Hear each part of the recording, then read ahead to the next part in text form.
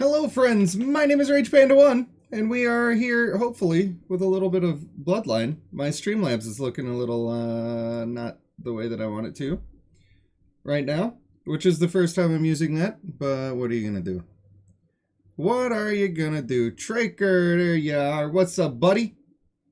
I hope everything looks good. I hope it all sounds good. For some reason, I cannot find on Streamlabs where to get back to my scene. Hello, Streamlabs. Can you please do the thing? There we go. There we go. We've got it going. Thank you for showing up right away, Traker. I appreciate you. I appreciate you. Can you confirm that everybody can hear me? Good. That's good. That's what I like to see. Good. I'm happy. Now, I'm in Discord real quick. I'm just going to tell everybody that I'm live. I'm live on YouTube. Hello. There they go. Now they know. I'm not going to add everybody.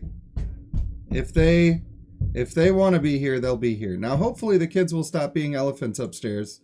And I apologize for all the rumbly blumblies that are going on. What are you going to do about those, you know?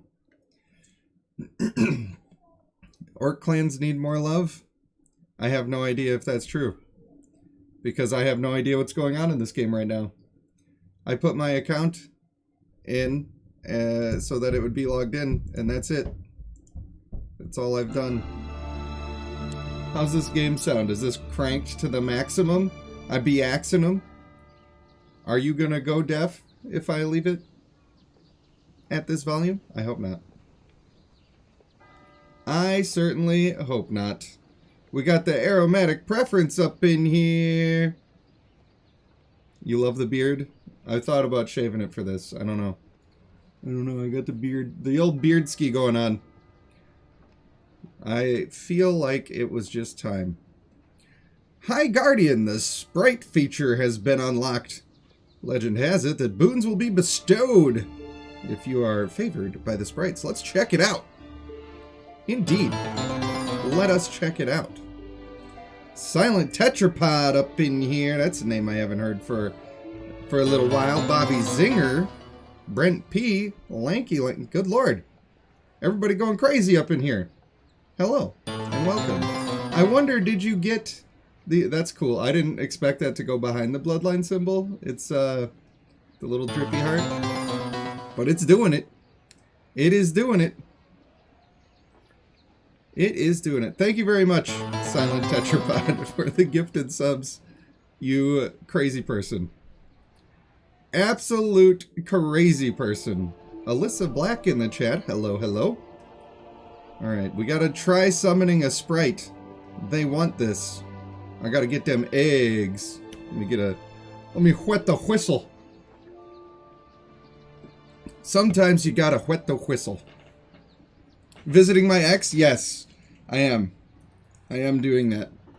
I've gotten a lot of requests for it, and it's been a long time. And some of those requests have come from people who have supported me for a very long time. They've been very kind to me, and I just felt like the least I could do was give it a shot, see where it goes. You know, just try it out, see how it feels. Do that sort of thing. Make sure I have it on all chats. You are a genius. Who said that? Which one of y'all said that? Let me see here. Is it my old account? It is. It is. It is. My wife. My wife is the genius who said that. Thank you. Thank you, darling. Alright. Who am I going to get? Of course, the Sprite Hipperin. Look at this adorable bastard. Am I allowed to say bastard? Sorry if I've offended your sensibilities. Brent, we've missed you too. I might, we'll see how the Bloodline stuff goes. I want to set the expectation that I'm just checking it out just to see how I like it right now. So, I've decided basically to let go of the negativity, because I'm supposed to be the positivity guy, right? And I was feeling very negative about the company. And what maybe I should have been focusing on was the positive nature of my relationship with you guys and the fact that I like the game. And maybe it doesn't matter if the company isn't my favorite all the time. You know, maybe that doesn't matter. So we'll see. We'll see how she goes. Chance to get an epic sprite. I have no more eggies. I just got this cute boy. I'm assuming that that was, like, that's the one you get, right? That's just the one. That's your boy. Do remember to sign a covenant with your sprites so all champions can be benefited from their company. In battles, they will inherit the sprite's base stats and sprite's blessing bonus effects. Another layer of stuff and things. We got the Spy Fox up in here. Hello, buddy. Hello, how you doing? I'm learning. So this is kind of like districts, but also having to do with combat. Oh, they're all on their little totem pole. Can I scroll? I want to scroll. I want to see the possibilities, please. I gotta send my boy. Oh boy. New affixes. They got all sorts of stuff going on with this. Is this the only place I get to see my dudes? Silent Tetrapod says, have a great stream, Panda. Just wanted to pop in and say hi and promote me. Well, that's nice of you. Thank you. And just for the record, I have been streaming consistently the entire time. I just stream on Twitch. And also, it's other games, so maybe people aren't interested in the other games. But if you happen to be, I'm currently usually streaming Baldur's Gate, which is the game that I've been making videos on. And I've been working very hard on those. And I like them. One thing's for sure, if I start making videos on Bloodline, I will be continuing to make my Baldur's Gate series. I'm not sure how that's going to fiddle around with the algorithm. Maybe I should start a second channel. You've got the dodgy internet. Oh boy. Yeah, is it? If it's glitching, let me know, because I'm using the Streamlabs. I am using the Streamlabs so that I can keep YouTube separate. All right, we've got our guy. I get it. He's cool. He's cute. They got a fox, some Pegasus stuff. Looks like they have only a couple of models with different variations. Nothing wrong with that. That's kind of the industry standard. Don't lose the Baldur's Gate series? No, I will not. I have made a vow that I'm going to finish that playthrough. Kids, please stop. Please, I'll do anything. Please stop jumping around and being all crazy, please. Oh, I know how loud that is, because when I do my recordings for videos and then I come back down here and I'm like, oh, I'm going to edit this video. It's going to be cool. Maybe one of us will have said something funny, but then there's a bunch of boom, bam, bippity bops coming from upstairs, and it's a bit of a mess. It's a little hard to edit around. Every now and then. Snagga says his is being bad as well. With tears. I'm opening the performance menu. It says I am streaming as I should. It is using 0.2% of my CPU. And I have 0 dropped frames. So, it shouldn't be on my end. It should not be on my end, in theory. Summertide Isles Adventure. Explore the mysterious rainforest and dig for buried treasure among the ruins. You guys ready to check out some ruins? Buy stuff. Every game has the buy stuff option. Can't be mad about that. That's how they pay to keep the lights on. That's how they do it. That's a lot of red dots. Wow. I have so much mail. What's a yearly card reward? They really want me to get the yearly card reward. What'd it do? Thanks, guys.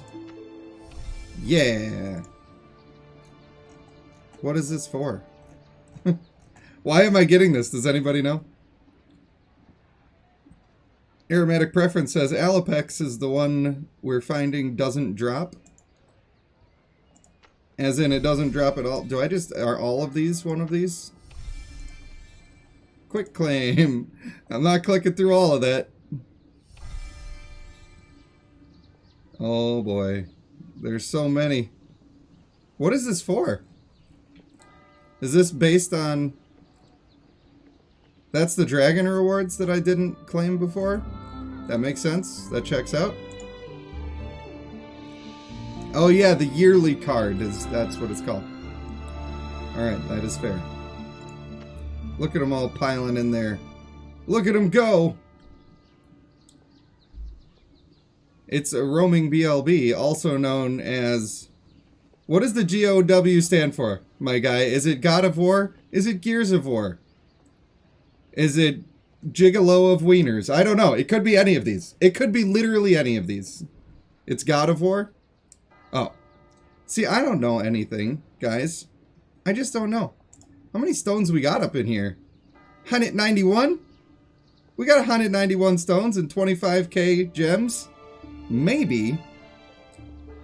Maybe. Well, I try to read everything on Discord, but I guess sometimes I just be missing it. I just be missing it. What do we got for stones for sale for my Gemarinos? What in the Sam Hill is this all about? Something about the astral tree? Is that the current event that's going on? You must assume that is the current event that is going on. What? Is this better stones? You can pay to get better stones? That's what it seems like that is. Interesting. Maybe you don't want to waste your time with bad summons. You're mad about it? They pop up all the time? Oh boy. Oh boy. Traker, you're right. I did accidentally say that, and I'm not sure I'm supposed to on YouTube. I'm used to Twitch where I can say whatever I want within reason. None of that. Oh, monthly pack. Oh, right. That's the real dollars one. Where's the one? Help me, people. I need the one that I spend gems on. I need to spend the gems. Value packs?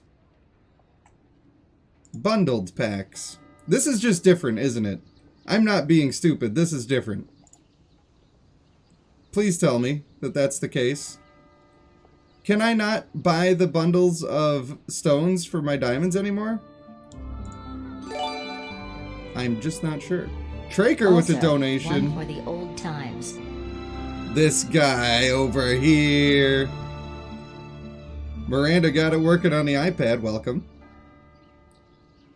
I just feel like there was a different section before where I could buy the stones. Gear refinement stones. Guaranteed class-specific gear. That's interesting. That is certainly interesting. Now, I feel like a fool. Is there more? There was more the whole time. But it's not this. Look at that. We collected it. Wow, 184 mail I had. So it's been like 6 months since I've played this. Damn! 20 people watching. Well, thank you, everybody. I'm sorry I don't know what's going on. I really want to do some summons. And I want to buy the stones. And I want to use my resources. Please, baby Jesus. Maybe it's not in this store. Is there a different store? Is that the mistake that I've made? It was. It was. There you go. Brent was trying so nicely to tell me. He was trying so nicely. And I appreciate you. Let me get this. I got that hammer. It's hammer time. Miranda, I'm sorry. It's been 6 months. It's been 6 months. I don't know anything. Maybe I should be getting some sprites. A nice, crisp, refreshing sprite.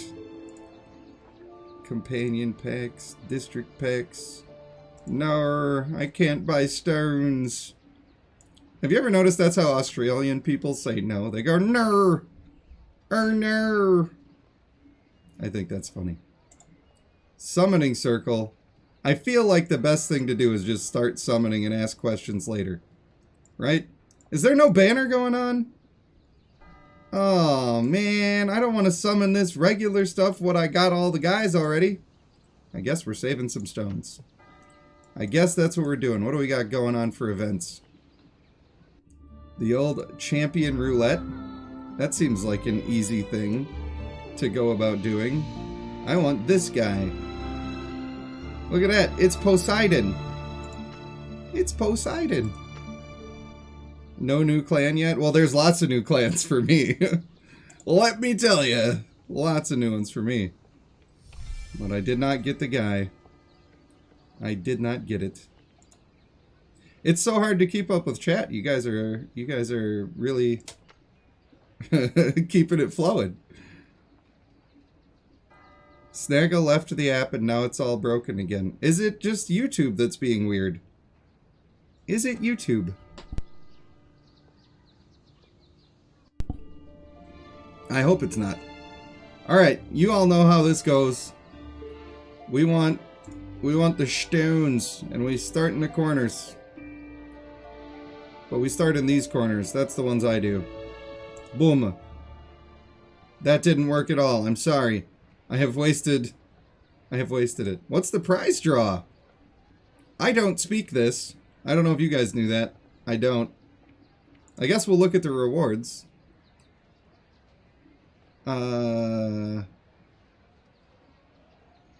So if you win the prize, you get 30 stones. Otherwise, it's up to 1,000 diamonds. So you're just that's just gambling. So this is just for money gambling. Is that? I mean, I guess gacha games are always that, but that's what that is, right? That's that gambling. Sort of like the catacomb crawl. Companion gift exchange. They've got another one of these beasts going on. Who do I need to finish? I've heard that Devala's not even the good one anymore. And that's exciting. Oh, look at the lizard people. I'm making a mistake. I should be looking at the new people. Get me out of here. Get me out of here. We gotta look at the new people and their abilities. This is the way. This is the way.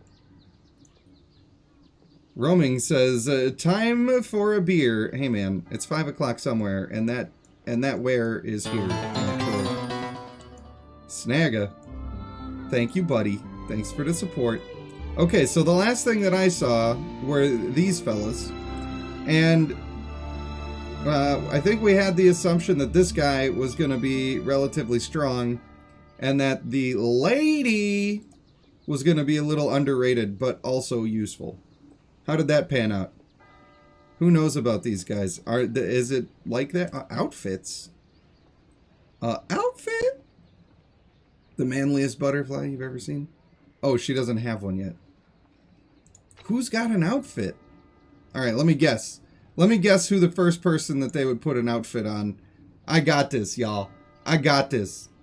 The first person that they're going to put an outfit on, absolutely, is going to be one of the standard people. And it's going to be female Ignis. Right? Right? They have to have one for her. That's got to be the one they would go for. Oh, boom, look at this. An outfit. Look at that. Male Bloom is considered S tier. So, yeah, that seems to be working out. That seems to be working out. The Ignis. Did I say Ignis? This is the girl I meant. Which one did I say? I hope I said Ignis, because this is the one I meant. This is just Black Cat from Marvel Comics, right? Am I wrong about that? I'm not sure. You thought it was Tidestorm? And the Lionstone? Dude, that was gonna be my second guess. Female Lionstone? That would have been my second guess, for sure. How much does she pay for waxing? Y'all funny in that chat. Y'all funny. Oh boy, here we go. See, I don't know how I feel about this, and I'll tell you why. I'll tell you why. I don't know how I feel about this because it doesn't match the rest of the stuff in the game. And now you're going to end up with Fortnite. Now you're going to be, okay, well, I guess I'm Rick Sanchez, and I'm fighting Peter Griffin. Also, there's Huggy Wuggy over there. I don't know, man. It's just chaos up in here. That's what you're headed towards. That's what you're headed towards. I'll hit claim. It's not going to work, but I'll press it. Just in case. Sometimes you got to just try it out. You never know. Alright, now we got the clowns. Whoa, that is vibrant. Clearly, this guy fell into the dumpster behind the Goodwill, and he's like, yep, that's an outfit. I'm going to go with that. Alright, what'd he do, though? That laughing gas. A smoke grenade deals damage equal to... I don't remember if that's a lot. I feel like it's not a lot. I think I remember female Fulgur did like 800% in a line attack, which seems real strong. But this guy is, what, a hunter class? Marksman? I always call them hunters. So I guess that's not terrible. Maybe Tidestorm was like 600%? I don't know. I don't know. Reduces hit rate. That seems pretty alright. The champion gets excited and gains 40 and energy. I like that they say that he gets excited. I mean, that's okay. That's okay. But wait, it says that when he's hiding in the smoke, he gains an additional 40% attack speed without suffering the hit rate reduction. Does this mean that the smoke screen reduces his team's hit rate if they're in it? Because if that's the case, then this guy's a doo-doo butt-cheeks garbage character. Absolute doo-doo butt-cheeks is what he would be if that affects his own team negatively. If you're asking me, Snagga with the gifteds. Thank you, buddy. Thank you, my friend. King Claw came away with that one. Welcome to the membership program. Aromatic says, this shit is allowed, but they're gonna ban you for your picture on Discord? Oh, yeah. I mean, that Ignis thing was pretty sexualized. I don't know if they were aware that they were doing that. Maybe they just had no idea at all, you know? They just couldn't tell that some people might be aroused by that. They had no idea. So, benefit of the doubt. Alright, surprise. Throws bombs to 3 random targets, dealing a small amount of damage. Bomb explodes after a short lag, dealing AoE damage. Don't like the short lag. Don't like that. Equal to 275% of the champion's strength. So, when he throws the bomb does 275% damage, just like smacking somebody, and then it blows up and does more. That's a little better, but the fact that there's a delay is not good. Not good at all. Fear effect is okay. I like fear. Alright. Show me the passive. Bring it home with the passive. Otherwise, I don't like this guy. I'm not going to lie to you. I'm not a fan so far. He seems pretty okay. And only okay. No one likes this guy? I would imagine. Alright, 20% chance of landing a hit on an ally. You fucking what? You fucking what? Am I supposed to say the F word on here? Because I probably didn't do that before. Sorry. Occasionally I say bad words. That's a thing I do. Welcome to the Rage Panda 1 channel. Apologies if you weren't expecting that. I guess I got complacent with my streaming. What are you gonna do? Let me try that again. You bleeping what, mate? You bleeping what? Why would he hit his own team? Traker hit me with the noob sauce because I said a naughty. I'm sorry. Yeah, he does hit allies too, we have just discovered. This guy is, he's not my favorite. But let's keep reading because he's gonna tell us why that's a good thing. The attack won't kill your team, so that's good. That is good. I got distracted by the alert. Damn it, here comes Snagga with another one. I mean, darn it! God, what is wrong with me today? Apologies. I'm gonna have to wash my mouth out with soap, I swear. When an allied or enemy champion dies, the caster's normal attack gains significant attack speed boost for the next 3 seconds, dealing a total damage equal to 500% of the champion's strength and additional damage to 500% of the target's constitution loss, capped at 400% of caster's attack. I mean, that's a lot of damage. That is a lot of damage. Thank you, Snagga. That is a lot of damage, but also, why would you want to be disrupting your own team? Maybe they were just trying to be creative, but no. I don't want that. I don't want that at all. That is doo-doo poo-poo. She makes me feel feelings, and I may have just unlocked a new thing that I like. So that's weird. That is weird. Kimberly says would not. What? Come on, you don't want to have Joker paint on your face? You come ask me why I'm so serious? It's called having fun. Alright, you guys are right. It's a little yucky. It is a little yucky. I'll admit. Brent P says smash. He's giving her the smash. See, I'm normal. This is normal. Roaming says, don't think so. Don't think so, he says. We said God of War, right? I need to remember, it's God of War. It's the poofy shoulders that get you? Oh, I wish you wouldn't have mentioned that. Now I don't like it. Alright, I'm not on board anymore. Senseless Violence fires 2 shots of pellets in a cone towards the front. They finally figured out how to say a cone instead of a pie-shaped area? Or a, what was the other one they were saying? A triangle or something? An arc. I think they said arc in a pie-shaped area, and they couldn't figure cone out. And now we're finally on track with the cones. I love it. Traker says smash all the way. He digs it. He is digging it. I'm glad that we... Fan shape? Yeah, that was another one. You are right, Spy Fox.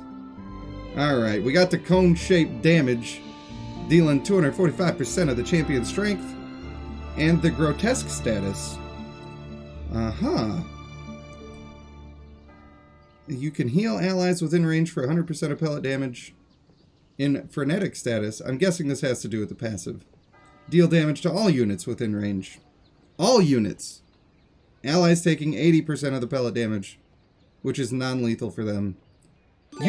What were they thinking, bro? Smash all the way. What were they thinking? Oh my lord.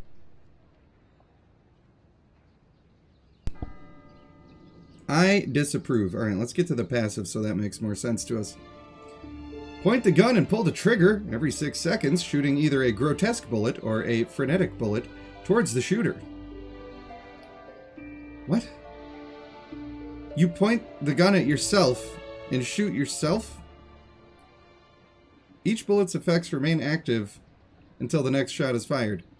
When more than 2 allied champions have died, a frenetic bullet is guaranteed. And grotesque means they take 30% less damage and has an 80% chance to get 50 energy. Additionally, when the champion is attacked. Frenetic deals 30% more damage and has an 80% chance to get 50 energy additionally when the champion attacks. Did that say almost the same exact thing? Why does it feel like that said the same thing? Takes. Oh, one of them is takes more. I got you. One of them you gain it when you get hit. One of them you gain it when you hit people. I understand. Subtle difference, but I have processed it in my feeble almond-sized brain. It took 47 minutes, but we got there. They were a ripoff of Joker and Harley. I would have to agree. I would have to agree they were that. Which is why they probably made them these, what is this, the Mardi Gras colors? I feel like that might be Mardi Gras colors. So that they could get away with it a little bit. You know? They got away with it a little bit. Instead of making her black and red, she goes with the Mardi Gras color. Not Joker colors, guys. It's not Joker colors. Those are Hulk colors. Improved Metal Knight says, thank you for your website. Use it when you can. I appreciate you. I have not looked at it for several months, and I'm sorry that it's not updated, but I've been on hiatus.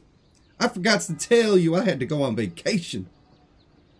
Alright, so I don't know. I don't know why they have all this extra damage to yourself. I feel like this whole troop of idiots is bad. Enters a frenzy status for 5 seconds, fires at a random allied or enemy champion 3 times every 1 second, with each shot dealing damage equal to 170% of the champion's strength. Damage dealt to allies is non-lethal. I don't even need to read anymore. This person sucks. That whole squad sucks. I'm sorry if you summoned on those. They're not good. They're not good. Oh, we can get some hose? I do remember hearing of the Choir Discordant. I was still paying a little bit of attention when they came out. But these other ones? I never met them before. Never met them. And there's a lot of them. The Sagaric. I'm interested in those. I hope they're not as bad as as the Parade. Let's check out this choir.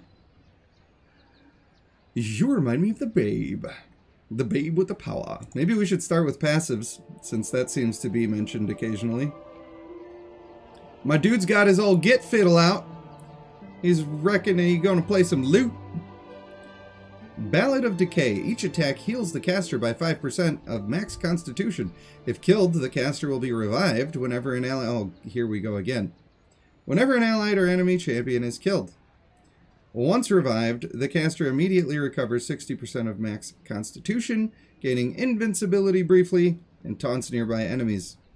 As long as the caster survives, whenever an allied or enemy champion is killed, he will self-heal by 30% of his max constitution within 1 second. Okay, so they're like, female Devala was a mistake. Oops. Let's do that again, but this time we'll try to balance it so that it doesn't end up continuously happening over and over again. It's fine. It's fine. Snaga says, my life changed when I stopped being a hoe. Improved Metal Knight says, welcome back. There are so many new things. And all the parades are bad. I agree. The parades are bad. That we can agree on for sure. Phoenix and Bloodstorm are still the best Bloodcraft legends. Interesting. How many Bloodcraft legends are there now? That would be interesting. Pale Melody. Create a 5-second shield that absorbs damage equal to 40% of the caster's max constitution. During the shield's duration, all nearby enemies take damage equal to 80% of the caster's strength per second. Once the shield breaks, inflict stunned to nearby enemies for 2 seconds and remove all their buffs. Buff removal can be very good. So far, these are 2 decent abilities. This guy could be very usable. Requiem for the Dead. The caster strums the strings of fate and plays entrancing melodies for 5 seconds. Once the caster is playing, they can't be interrupted, and their damage taken is reduced by 80%. During this time, the caster will continue to summon the undead, who will pounce on enemies, dealing damage to all enemies along their path equal to 200% of the caster's strength. That seems like it could be okay. Damage reduction is kind of nice. And preventing the enemies from casting any active skills or ultimate attacks for 2 seconds. The caster recovers HP by 20% of the damage dealt by the undead. That's so bloated. Like, why am I reading a college essay for this? You know? It's a whole college essay. Whole college essay. A new one just came out today, a new Bloodcraft legend. Miranda says she's so happy. I'm glad that you're happy. I'm happy that you're happy, Miranda. And never forget, thanks, Miranda. It's been a while since we've had that one on the channel. So I sense that the problem with this guy is going to be that you can't, like, this would be really good if his zombies that he's summoning were doing what you wanted them to do. And I imagine that they're not going to do that. And all of the good stuff that they could be doing just won't happen as often as you want. And then you're just going to be sad. You're like, yeah, this guy lives for a long time, but also he's not doing as much as I need him to be doing, and therefore he doesn't make it to a team. That's just what I would guess. Oh, I got the coughs. I better coat the throat. Sometimes you gotta coat the throat. Brent P says, don't forget to like and subscribe. Thank you, buddy. That's always a good reminder to have. Let's do his preview. Just because of the guitar. I'm a guitar kind of guy. Wow, he's not very good at guitar.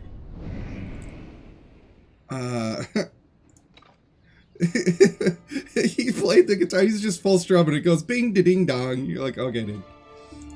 Feel like he might be faking it. Let's look at this lady. All right.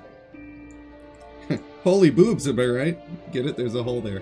That was a little joke I came up with. I'm a bit of a jokester sometimes, you know. Not sure if you knew that about me, but I'm a jokester. One thing I gotta know is, do they continue to have passives that are like this? Because this game is like a year old. And if they're already getting passives this size, pretty soon you're going to be scrolling the screen to read it all. I don't know. I don't know. Brent P says his trait buffs after a death. For sure, for sure. You like him, but the female is better? Yeah, it seems like he's good for staying alive. I'm not sure that he looks like he does any kind of decent damage, but staying alive, he certainly can do. Alright, Mournful Companion. Excuse me. When the battle starts, the caster summons an undead to fight alongside her. The undead shares the same stats with the caster, taking 50% less skill damage, and continuously attack enemy champions in the back row. Always love having attacks in the back row, that's a good thing. Whenever an enemy is killed, the undead will permanently gain 30% more max constitution, while keeping her current constitution percentage. Also good. If the caster takes a fatal attack, the undead will take the attack in her stead. Amazing! When the undead is killed, the caster gains invincibility and recovers 20% of their max constitution per second for 2 seconds. Now, that is bloated as all get out, and probably not the easiest thing for a lot of people to understand because of how it is worded and the fact that it's just a slurry of words that... Like, why? Why so many? But it's super strong. That is super strong. Because a lot of times, at least back when I played, you would die to big-ass ultimate that you had nothing you could do about it. You're just taking the damage.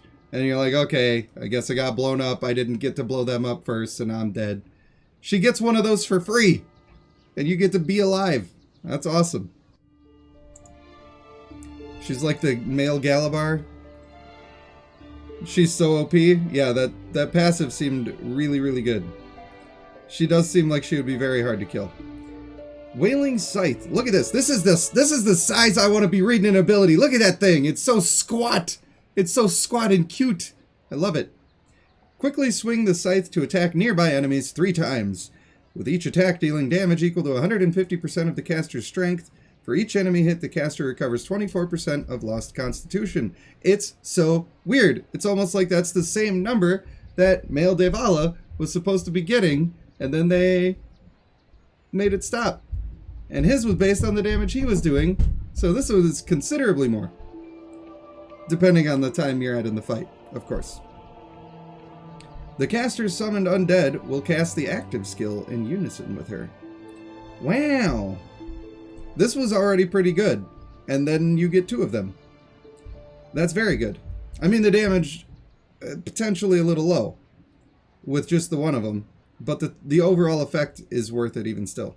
But the fact that you can get 2 of them while your homie is alive, pretty strong. I like it. I like it a lot. Kim Green says, stay moist. Traker's going for moist time. Our boy is hopping in the shower. You know what song's been in my head lately? They call me Cuban Pete. I'm the king of the rumba beat. And I go chick chicky boom, chick chicky boom, chick chicky boom. You guys know that one? Traker is of Cuban descent. So maybe that's why it's been in my head. I've been missing my Traker. That's why. It's gotta be why.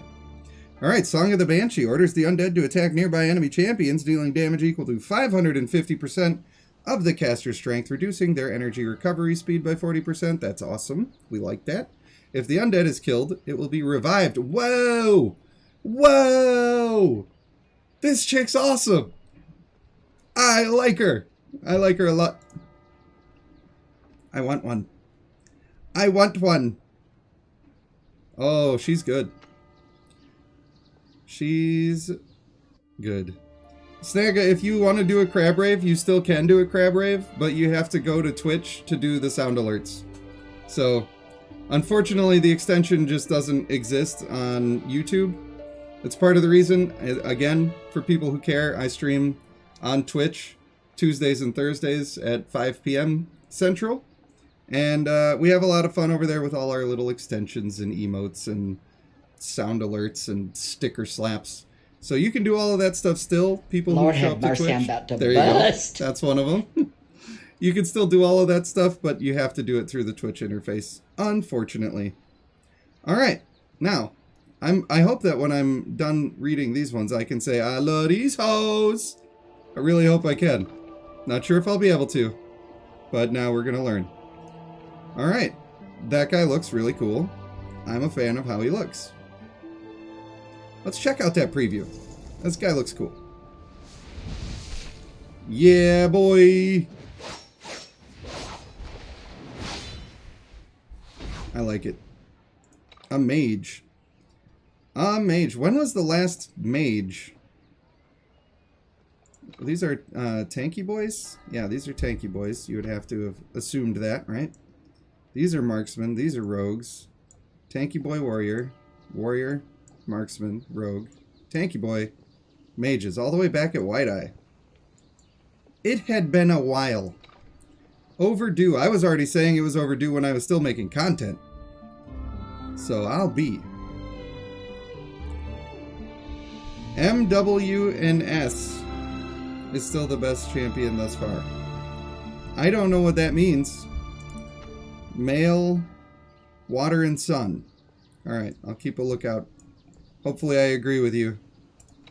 I don't want to have to disagree. F-ho, you love the F-ho? Well, that's good news. There's always going to be power creep, right? So, in general, they're going to be stronger as time goes on. And then there's just going to be a couple of stinkers here and there. And I think they do that intentionally. Either to let one of the developers who had their creative idea get it out of his system, maybe. Or also to slow down the power creep by, oh, this release is just kind of a dud. But you still got a new guy.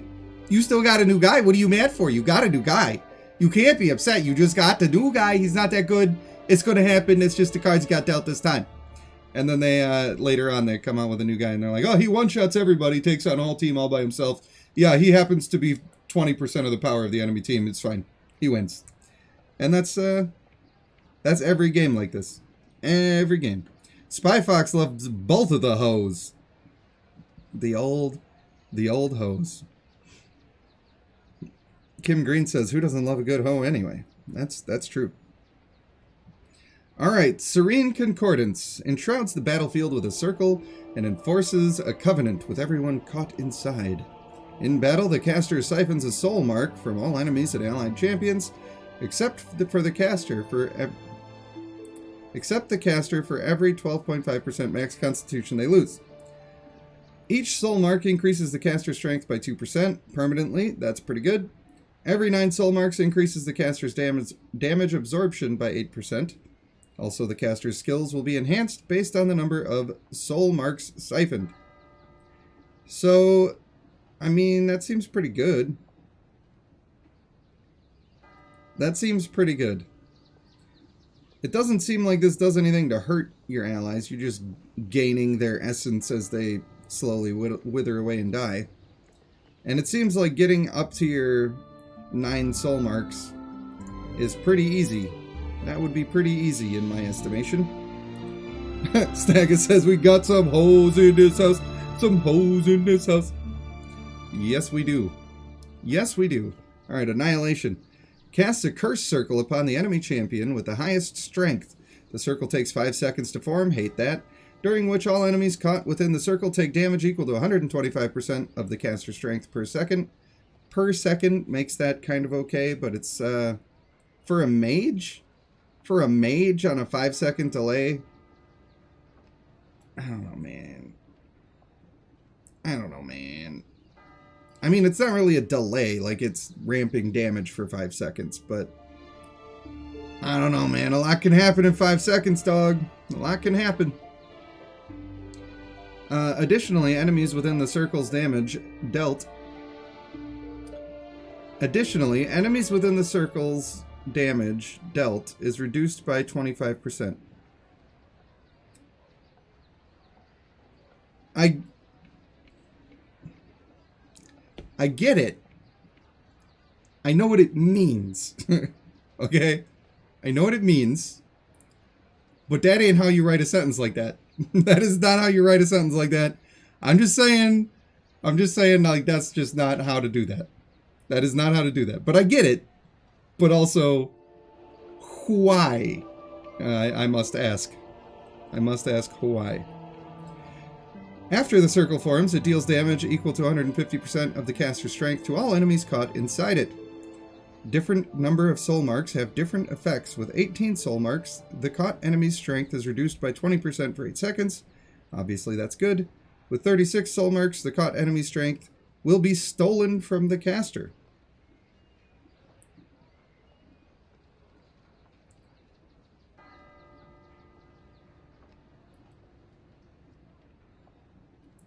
That doesn't make any sense at all. Hey, the sub sticker. That sticker was designed by Savesu, who has been a longtime supporter of the channel, although I have not seen him here today, which is a little sad. A little sad. Alright, the caught enemy's strength will be stolen from the caster. I assume what they mean is the caught enemy's strength, this 20% for 8 seconds, will be given to the caster, not stolen from the caster. Otherwise, that's just worse, and why would you want that? That's what I think. You can transfer vigor over now. You did. You did it. Well.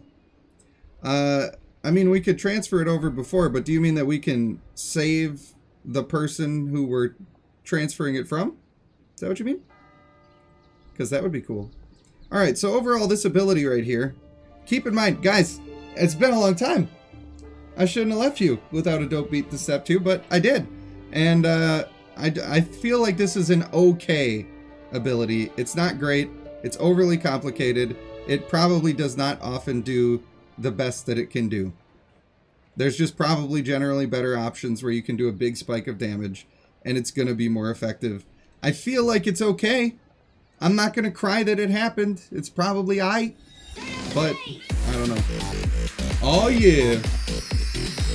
Hit that base. Hit that base.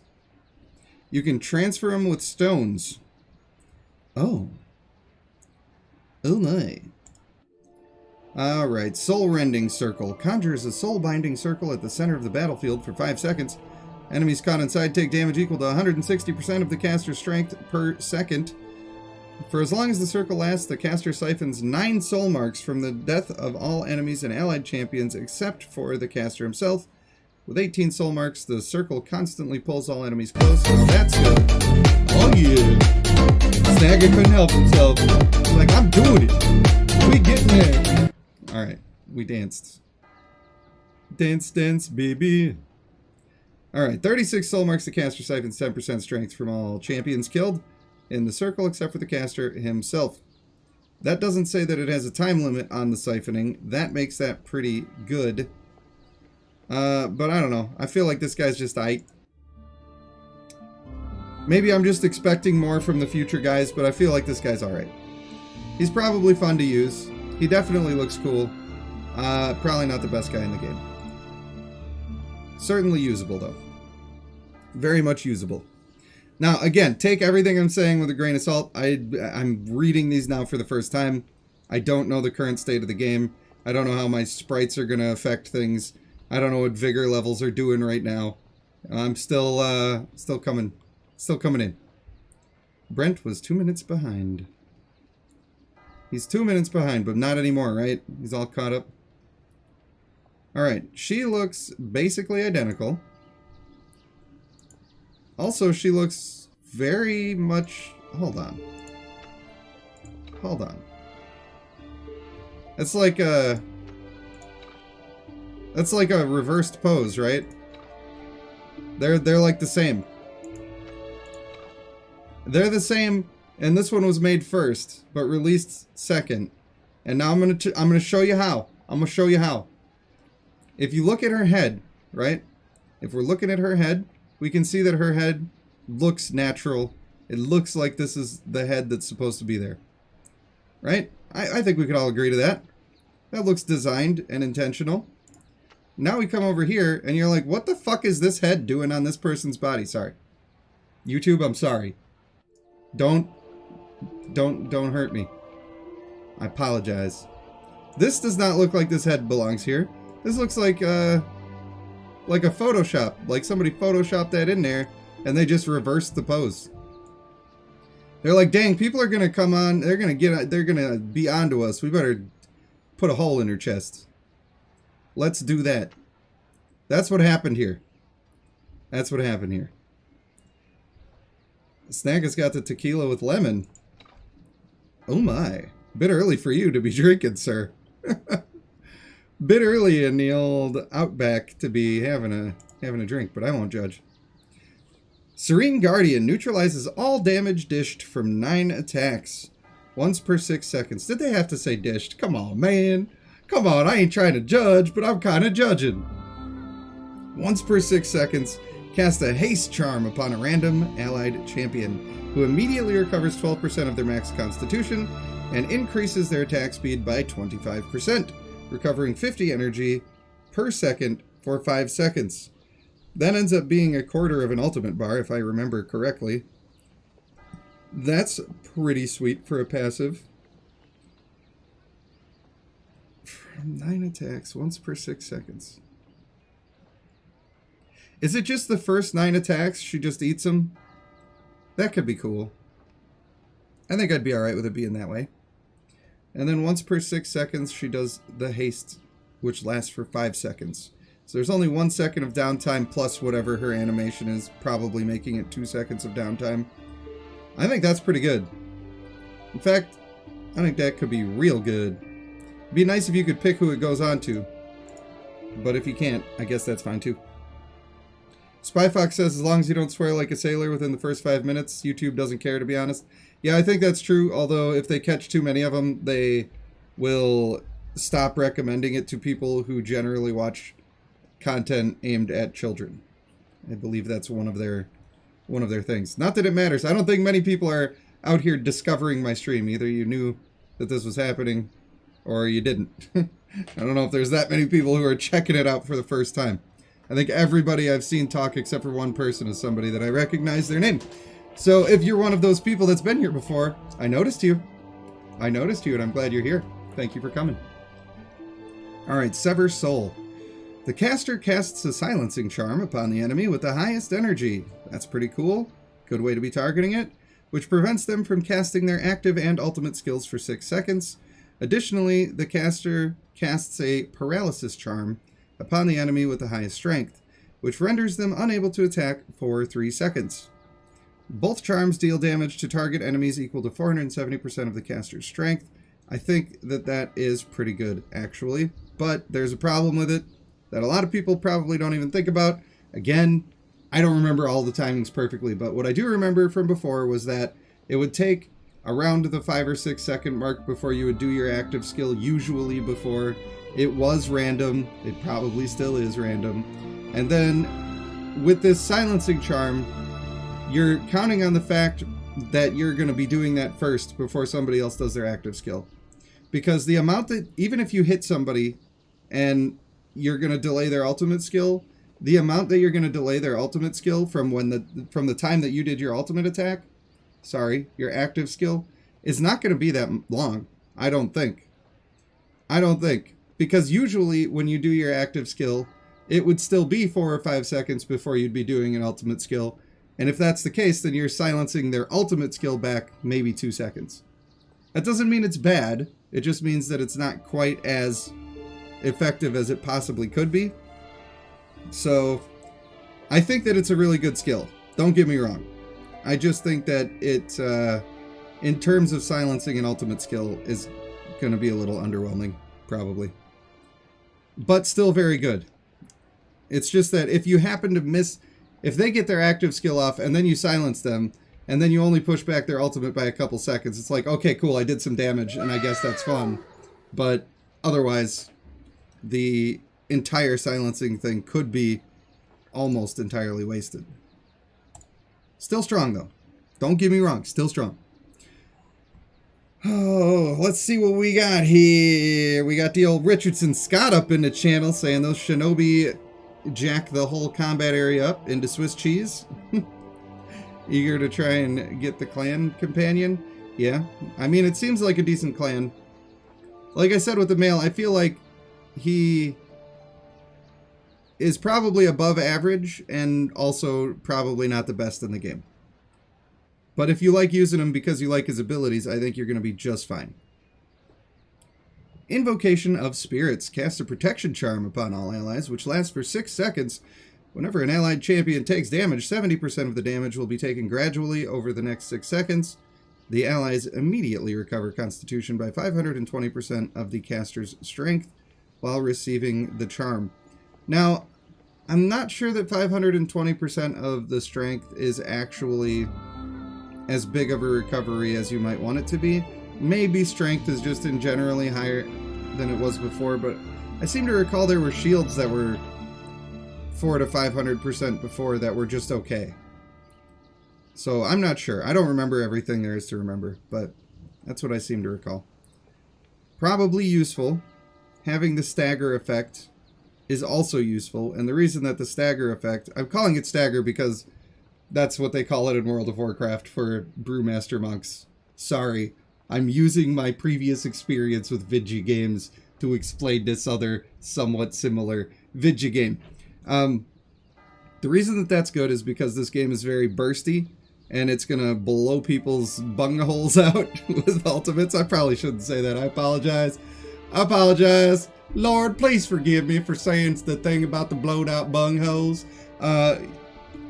What this does is it lets you take one of those big ultimates that otherwise would have just outright killed you, and not only are you going to take the damage over time, but also you get a chance to heal.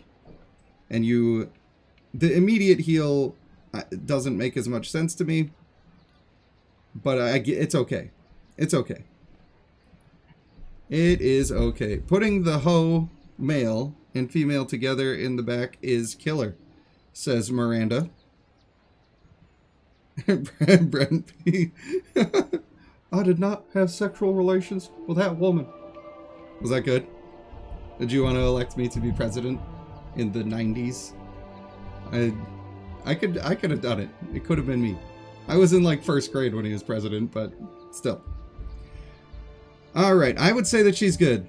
She's definitely good. I can see some problems where her kit could potentially not function the way that you want it to function, but I do think that in general, she's going to be very good. I also think that you're going to want to go with the Speedy Boy traits on her, because you want to get this invocation of spirits out before the enemy is ulting. It's very important that you're doing that, because if you're not doing that, you're absolutely wasting this skill and the entire thing that makes it good. So that's one thing I can say for sure. If you're playing this chick and you're not doing Speedy Boy, then you are messing up, buddy. You should do it maybe the other way. Just try it. Just try it. Maybe it'll save your life a little more often. Snaggus said he'd vote for me. Well, the problem is that I can't be bought off, so I would be a terrible president. I'm pretty sure you're supposed to be bought off in order to do that. I shouldn't say that. Now I'm gonna get canceled. They're shutting me down. Oh, look at this pretty boy. I bet Miranda was really excited for these people, and I bet she then also was like, I wish it wasn't tentacles. She probably liked it, and then she's like, I don't know, man. That's a little tentacles for me, man. They got all them sucky dots on there. That's not what I was looking for. I wanted like a fishtail. Come on, man. I'd clean shit up. I would try to. I would try to. Sometimes, I think what we need in the world, actually, and I think things are more global now than they used to be. That's why I say in the world. What we need is just to focus more on positivity. That's it. All this bad news, all this crazy stuff that's going on, and all the terrible news, we need to hear less of it. We should only be hearing the stuff about the super negative news that directly impacts our life, and that we need to like change the way we're acting because of it. Or like, oh, maybe there's a person doing crimes down on the main road. You should stay away from the main road right now because there's a person what's doing crimes. That's news that I could use, right? But most of this other negativity, we don't need it. What we need is more of a focus on positivity. You remember that video of the squirrel? And he's sitting there, this squirrel's water skiing. Can you believe a squirrel is water skiing? We need news stories like that, man. Something that's just going to brighten your day up and make you feel good. I feel like if we all just felt better, then we would help the people around us feel better. And then society as a whole would be uplifted and we wouldn't be all bogged down with negativity and garbage, man. I feel like I'm one of them kids what's in Monsters, Inc. getting farmed for my screams and stuff. I don't like it. I want positive energy. That's all. That's all we need. Calling you out, Miranda, about the tentacles. Yeah, I feel like I was calling you out a little bit. Not that much. Not that much. Came out with the James Cameron series. Oh, Avatar? Oh my god, that's the exact face. That's the exact face of Avatar. It's looking right back at me. I hope they don't got the hair connecty thing that they do. That's the hair connecty thing equivalent of a party-sized pack of hot dogs, and I'm pretty sure nobody needs that in their life. I'm sorry. That wasn't the image that anybody needed in their head. FBI, open up! Thank you. I needed the FBI, Snagga. I needed them to stop me. Raji says I use female Cephalos a lot. She's replaced a female Lionstone on the main account. Really? Marksman, what's replacing the female Lionstone? That's interesting. Damn it. Damn it, Kimberly. Not all of these people knew about that one. Now you know that song's on there. Avatar Clan, but Squid version? Yeah. Squid Game Avatar. Let's go. Okay, for the passive, we got Hair Trigger. Now look at this. They actually are getting things down to a reasonable size for these past few. I love it. Love it. Normal attacks have an 80% chance to throw an additional Aqua Mine, which attaches to the current target for 5 seconds. As long as it's attached, the target using an active skill will trigger the explosion, draining 200 energy from the target. Wow, I like that. That's a nice, simple passive. It does good things. I think it's good. I think it's good. It's an 80% chance. I mean, that's just going to be on there all the time. It's just going to be on there all the time. I wish there was some damage associated with it, even if it wasn't a lot. But I think it's good. It's weird that it's like an explosion, but it just hits the one guy. I feel like it could have had more, but it's good. That's where I'm at. That's where I'm at with that. Not with the tentacles, Miranda says. Yeah, I know. It was quite the image that I forced upon you. And I am sorry. Miranda says Nimberly clearly got some unique taste. Look, we don't watch that kind of anime around here. Everybody just relax. Just chillax, people. Alright, Aqua Blast. Throws Aqua Mines at 2 random enemies, which explode on impact and deal damage equal to 480% of the caster's strength. Now keep in mind, this is 2 enemies for 480% strength. That is considerably more than a lot of the active skills that we've been reading here today. So that's why I haven't been as excited. Like if we look at the male man with tails, what is it? Were those the hose? Were those the hose? If we look at Mho, he was doing like 150% per second for 5 seconds, and then 1 big explosion. So even though that is a lot, the fact of the matter is that people are oftentimes going to walk out of it.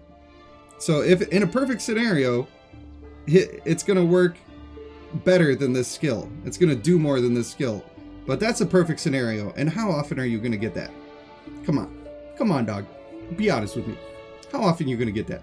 Not that often, right? Not that often.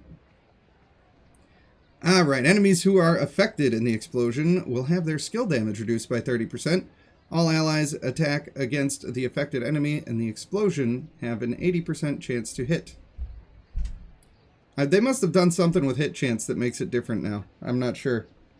I'm not sure, but that seems like not the first ability that has had to do with hit chance. I'm not sure. Is this saying that your allies get a reduced chance to hit, or is this supposed to be better? I'm not sure. If that's a reduced chance to hit, then that's terrible. If it's an improvement, then yay! I'm really not sure which one is meant to be the case. Really not sure. Decram says, is this the new update on Baldur's Gate? No, Decram. I had several requests from longtime viewers, including Romules, who's one of the first people who let me use his account to do an account review on this game. And he is starting a YouTube channel and streaming channel with some of his friends, which is D23. Maybe it's D53. I think it's D53. Hold on, let me confirm that. If I'm gonna shout a guy out, I ought to do it right. It is D53, and I even got a couple of video links. Maybe I'll put them in the Discord.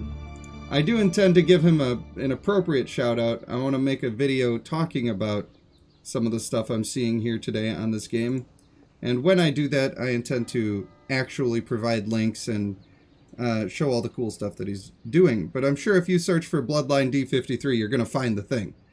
I'm sure you're going to do it. You know what? You're right. I should just put a link in the chat. You're right, Brent. You're right. Let me bring that up real quick. Now, these people are a group that has a bunch of high-end accounts. I gotta find the conversation, of course. There it is. There it goes. Here's a video about testing the Soul Keepers. I shall copy the link now. And I have to sign into chat. Why do you want me to sign into the chat? You know who I am already. You already know who I am. Chat. You little naughty. There you go. There's a YouTube link. And if you like what they're doing, then you should go give them a like and show them some support, you know? He always showed a lot of support to me as I was going along. And I feel like if people treat you well, you should treat them well. And so that interaction with him is largely the reason that I'm even doing what I'm doing right now. But he's not the only one who asked me to come back and check things out. A lot of my beloved viewers who still watch me to this day have been asking me to do that. So the least I could do is have a look. So, Despairing Cascade throws a cluster of aqua mines at the enemy's location, which will explode half a second after landing. Each explosion deals damage equal to 630% of the caster's strength to all nearby targets and inflicts stun for 1.5 seconds. A cluster. I wish I knew how much a cluster was. I wish I knew how tight the cluster was. I wish I knew if they could take damage from more than one explosion at a time. Feels like this one would need some testing, but I would say that overall, this guy seems like he's pretty decent. I would be happy to use this guy. I think we could maybe find some fun with him. And he looks pretty cool. I mean, he's a little tentacly. He's a little tentacly, but he looks pretty cool. Oh. Oh my. Look, she cute. What could I say? I guess I like Avatar girls. Does she even have like the tiger stripe thing that the Avatar people do? Come on, man. It's a direct ripoff, dog. It's a direct ripoff, homie.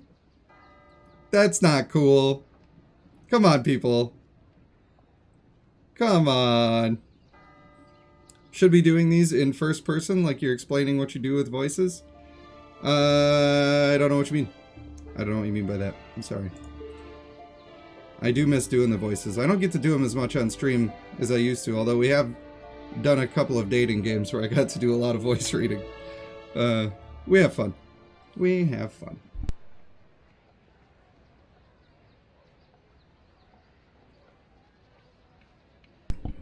Oh boy, I don't know why I got the coughs today.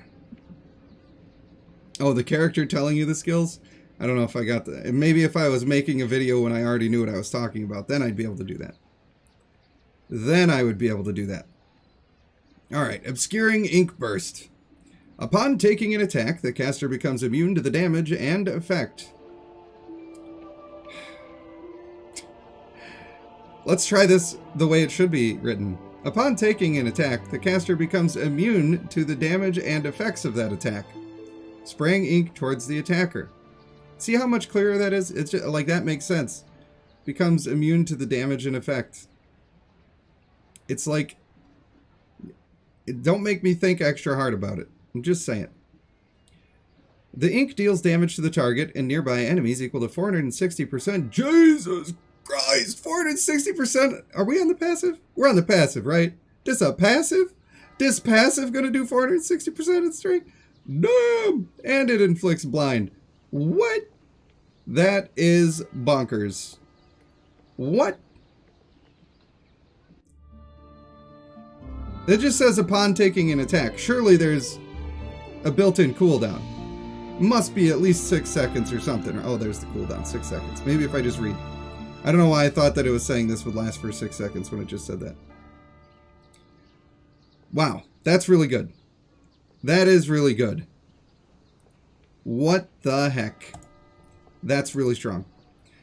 Paralyzing Hurl. Throws aquamines at 3 random enemies, paralyzing the target for 2 seconds, dealing damage to them equal to 300% of the caster's strength. Now, this one is a little bit lower, but this is really strong crowd control in my opinion. 3 enemies are going to be stunned, quote-unquote paralyzed for 2 seconds. I'd say that's pretty good.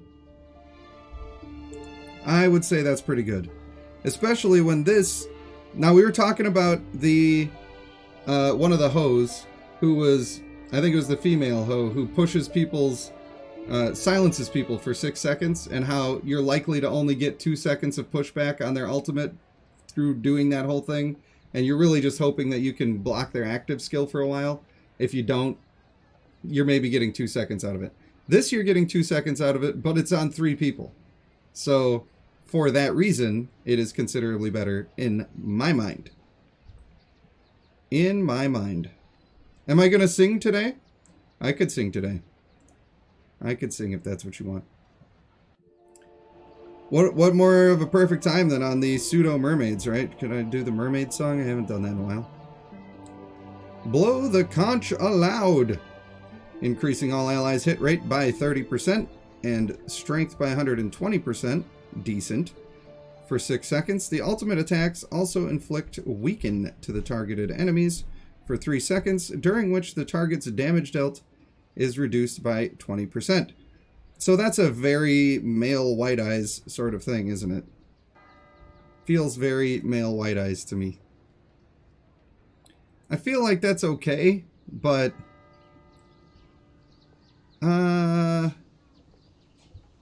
the ultimate attacks also inflict weakened targeted enemies for 3 seconds.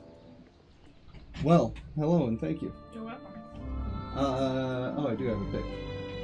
Would you look at that? Would you look at that? I do happen to have a pick on the old Git fiddle. If I was going to do that, I would probably want to mute the sound of this here guy. You don't want to hear both, right? But let me finish up with this lady before I start singing a song. Traker loves the song time. He sure does. Am I in tune? Seems like that could be a thing.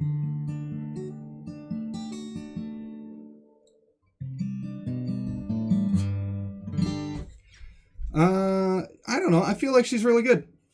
There, I said it. I feel like she's really good. I think that if she didn't have a passive of this quality, she would not be really good. Her other stuff is good, but it's only okay. But this passive is redonkulous and way too strong.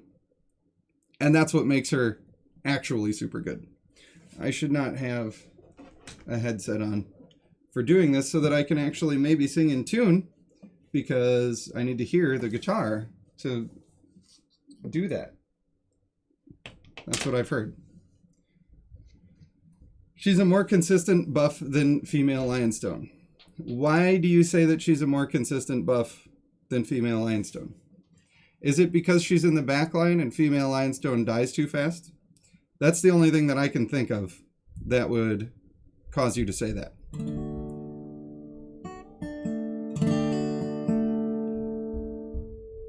Yeah, that's all I can think of that would say that. But the thing is, with female Lionstone, I don't know, did they change hers at all? Have they done any buffs or nerfs, or is everything still the same? Where are you at? Where are you at? Yeah, she still does way more. I'm assuming the attack speed still doesn't work. I don't know if they ever fix that. But yeah, she buffs for way more. It's just harder to keep her alive. So if you're saying that one of them's more consistent, I would have to assume it's because the actual tank will likely die. Because she's pretty squishy for being a tank. But you can overcome that with stuns and other ways, maybe shields, just ways to keep her alive. All right. Here's for all the people that want a song. And I feel like it's only appropriate to do the mermaid song because that was always the popular one. And also YouTube can't get mad at me for it because it's a sea shanty and it's in the public domain as far as I'm aware. So hopefully that's the case and I don't get in trouble. Here we go.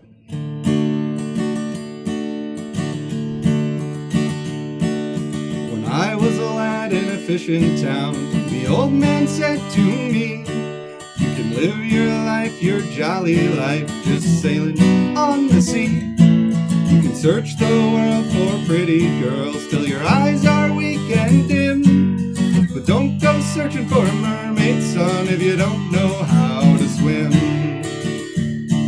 Cause her hair was green as seaweed, her skin was blue and pale, her face it was a work of art. I loved that girl with all my heart, but I only liked the upper part, I did not like the tail. Everybody's dancing in the comments. I love it. I signed on to a sailing ship and my very first day at sea, I seen a mermaid in the waves just reaching out for me.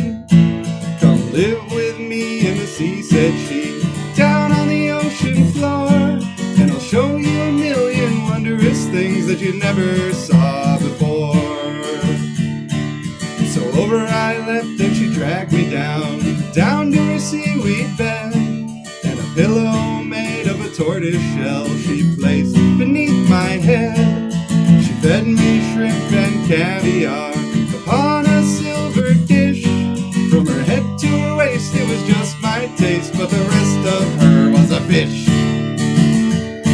And her hair was green as seaweed, her skin was blue and pale, her face it was a work of art. I loved that girl with all my heart, but I only liked the upper part, I did not like the tail. But then one day she swam away, so I sang to the clams and the whales. Oh, how I miss her seaweed hair and the silver shine of her scales. But then her sister, she swam by, set my heart a-whirl, 'cause her upper part was an ugly fish, but her bottom part was a girl. And her hair was green as seaweed, her skin was blue and pale, her legs they were a work of art. I loved that girl with all my heart, and I don't give a damn about the upper part, 'cause that's how I get my tail. The Mermaid Song. Thanks for dancing along. All right, we'll just set this bad boy over here on the chair. Hopefully I don't lose my pick. I've been giving my grandma guitar Lord lessons. have mercy, I'm about to bust. Snagga. Oh, you know what I should do? I might be able to get away with a little bit of something for Snagga. No way I'll be able to do the whole thing, but since we're already here, well, it's just a minor break. We'll get back to the action in a moment.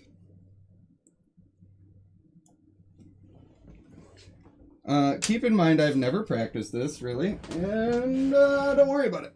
We'll get as far as we get, and it's just to make Snaga smile, so thank you for indulging us both.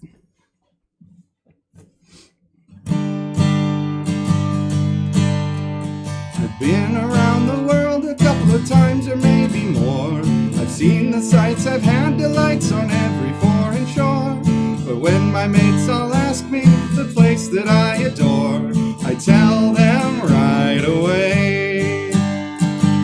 Give me a home among the gum trees, with lots of plum trees, a sheep or two, a kangaroo, a clothesline out the back, veranda out the front, and an old rocking chair. You can see me in the kitchen, cooking up a roast, or Vegemite on toast, just you and me and a cup of tea. And later on we'll settle down and go out on the porch to watch the possums play. Give me a home among the gum trees, with lots of plum trees, a sheep or two, a kangaroo, a clothesline out the back, Miranda's out the front, right? Instead of veranda. That's funny, right? Because Miranda. And an old rocking chair. That's all I got. I don't know the rest of it. I don't know the words. He goes into a key change. I don't know it. But that's for Snaga. Just a little taste. That's a little taste for Snaga. Kim says, gotta say Miranda out the front. I did. I got there. I got there in the end. There's been an effort, Snaga, and maybe I'll learn the rest of it at some point. All right, quick review. The Parade Clan, absolutely terrible. Hold on, we need our game sound back. Don't use them. The Choir Discordant, they're all right. Female, better than the male. The Ho Clan, above average, but they're not gonna be the. You don't have to have them. There we go. Pretty good though. Pretty good. Selphos. Why is it not Cephalos? Because they're cephalopods. Why is it Selphos? That's confusing. I saw somebody wrote it this way earlier, and I said Cephalos because I was like, of course it's Cephalos. They are that kind of animal. I don't know, bro. I don't know. Female seems really quite good. Mostly because of the passive.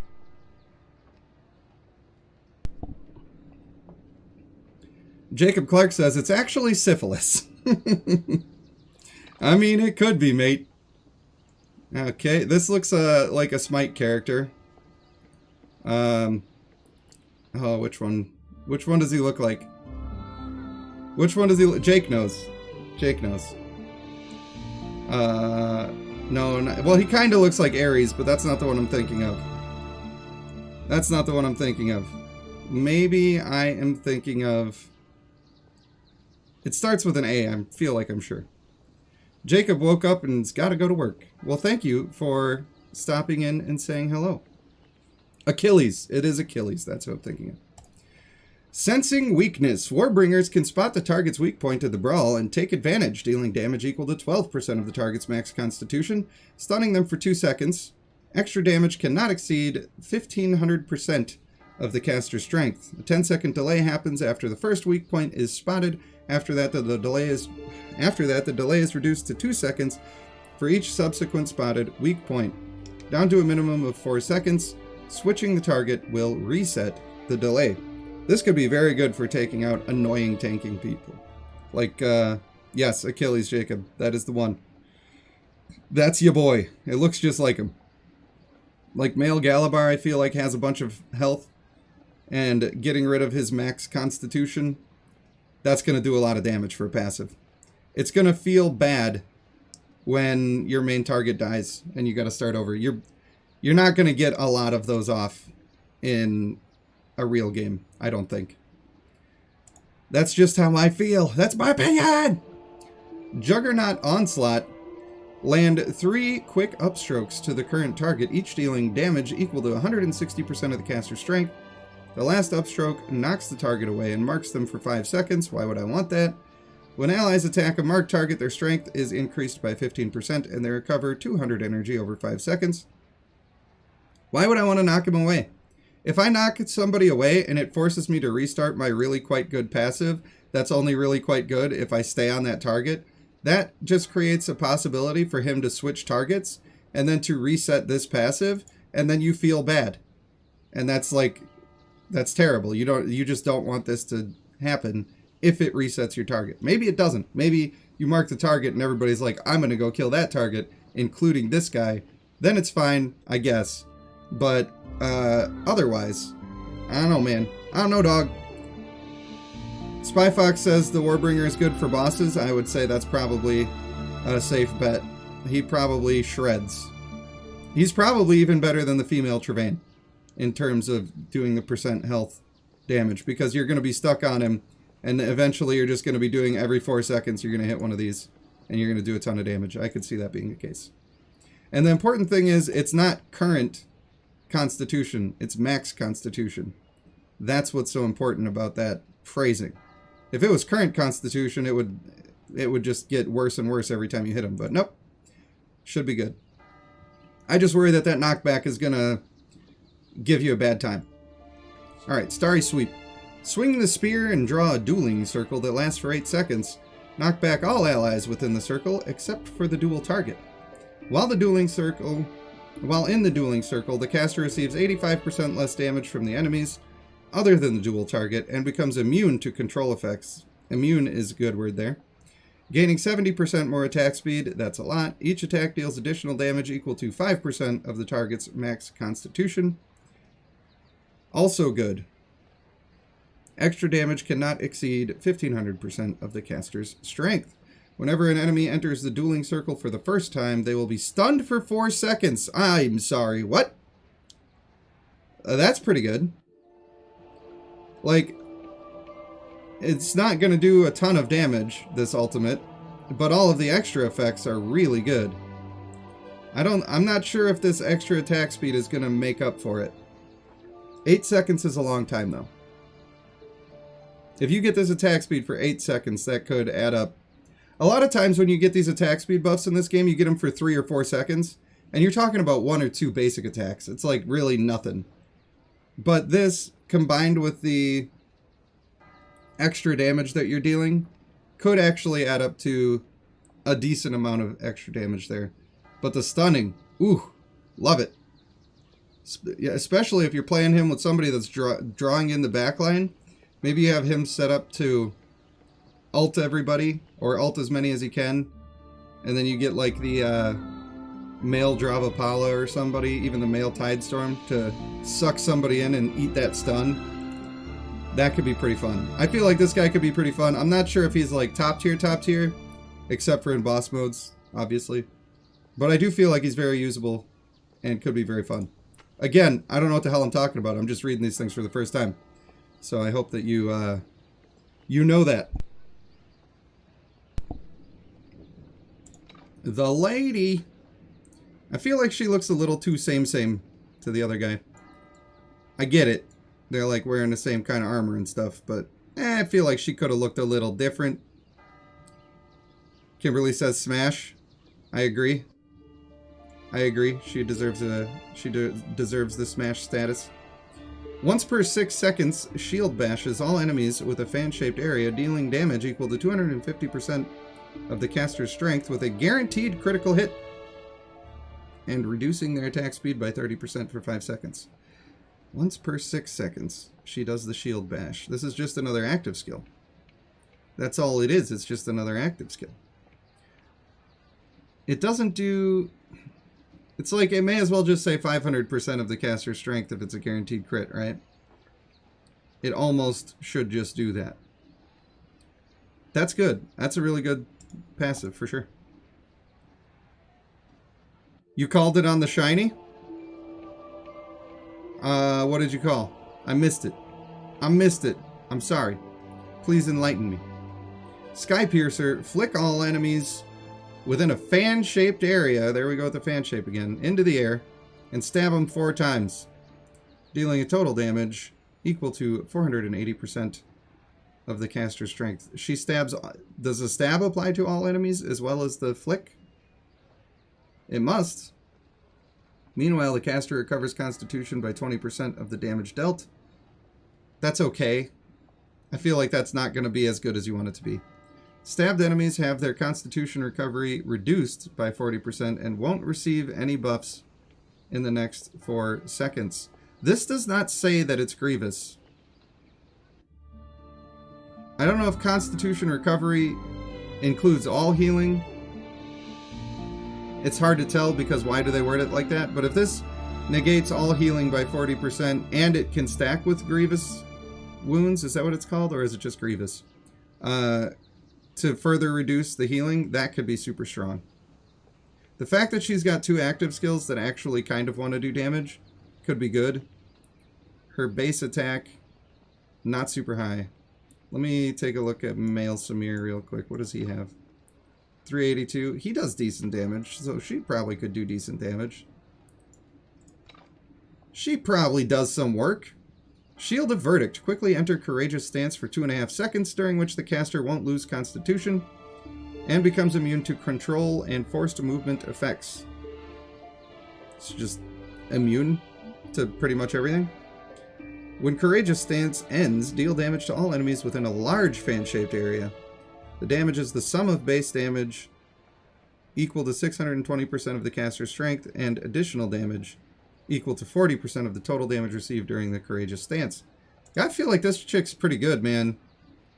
I don't know. I feel like she's got some stuff that keeps her alive, reducing people's attack speed by 30% for 5 seconds. You're saving potentially 2, I would say, potentially 2 basic attacks from everybody that you're hitting. That can add up. It also reduces their ability to get their ultimates. Flicking people in the air also keeps them from doing attacks, I would assume. Further keeping her alive. And she recovers some health. So I think she's got damage and she's got sustainability. And I think she's probably pretty good. I would like to have her. I would like to have her. You knew that Kim would fancy her? It's gotta be. It had to be the way, right? Wow, there's so many more. Alright, we have gone through now 5 of them. We have 7 left. So I think what I'm going to do, I'm going to go through the stone throwers. And then the other set of 6, I'm going to save for another stream. That's what I believe that I'm going to do. So let's get into it. I'm sure you guys, like, I know it's a lot of me just reading out stuff that you guys already know what they do.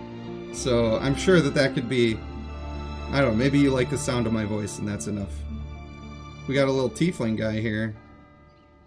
Another marksman. I feel like there's been a lot of marksmen. Revenge. When the caster takes damage, 15% of the target's base strength is stolen and converted into the caster's fortitude. The effect lasts 15 seconds. You can only steal from the same target 3 times max. Is fortitude still ass garbage? Is it still terrible?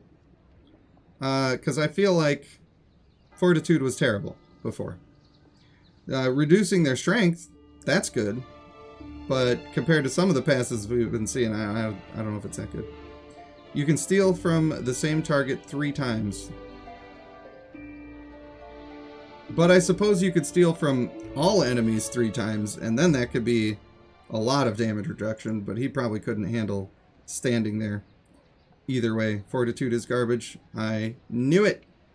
Valiant Heart increased the caster's attack speed by 100% and lifesteal by 35% within the next 8 seconds. During this period, each attack deals additional actual damage equal... Do they mean true damage when they say actual damage? Meaning it bypasses defenses. Equal to 100% of the caster's fortitude. Oh! True damage based on fortitude, and he gets extra fortitude from that. I mean... It just doesn't sound that great. It sounds okay. I guess lifesteal is fine. It helps him to keep up with the tanking. Why would I want my marksman taking damage, though? What, are you going to set him in the front line? Of course you're not.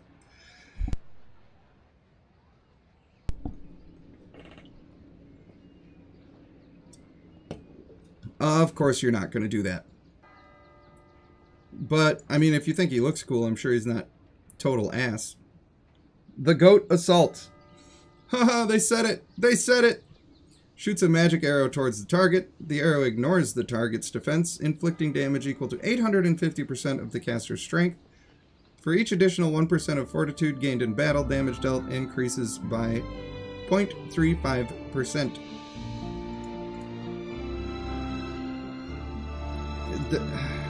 They're not very clear about whether this counts for all of the fortitude, even if it has worn off, or if it's all of the current fortitude you have gained from stealing it from other people. This is a lot of damage, though, on a single target. It does seem like that's going to do a lot of damage, because this is ignoring defenses, 850%. Like, mages often will do ultimates with 1,000% of their strength for just one big hit. And so this is getting pretty close to that, especially with the additional damage. Snagga says only in glass houses, because does he even throw stones? You guys got the jokes. This thing does not look like it is made to throw stones. And doesn't a stone thrower sound like an ogre or something? That should have been an ogre. That would have been cool. Imagine an ogre marksman that just chucks boulders at people. That would be so cool. Come on, guys. Wouldn't that be cool? Tell me that wouldn't be cool. And even these abilities, all of these abilities would have been great for that. What you doing, Go Games? Come on, man. What you doing, dog? I feel like that would have been good. Verdict on this guy, probably fairly mid. He doesn't suck. He doesn't suck, but he's not great. I feel like he could do some things kind of well. And like, why does he have the tooth earrings? But that's his only... Like, they named him Stone Thrower like he's going to be a caveman. Then they give him the tooth earrings like a caveman. And then they're like, okay, but other than that, he's Van Helsing. That's what you get. With a little bit of samurai armor. Kind of weird, dog. Kind of weird. His clan trait rocks. They still haven't put that anywhere, have they? Where I can actually see the clan trait. Kind of unfortunate. Okay, you know what? I didn't look at his base. Oh, that's glitching. These numbers are glitching. Please, stop doing that. 464. That's pretty good. That's pretty good. What is this? What is this weapon? She's got a Jaffa stick over here. Shoot laser beams at people. Power Harvest. Each attack steals 10% of the target's base strength for 12 seconds. 10% of their base strength for 12 seconds. It's a long time. You can only steal from the same target 10 times max.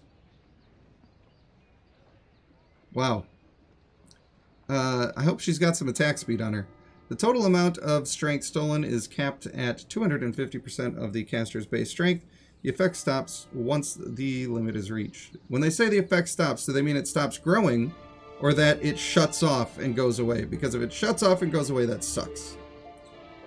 In my opinion.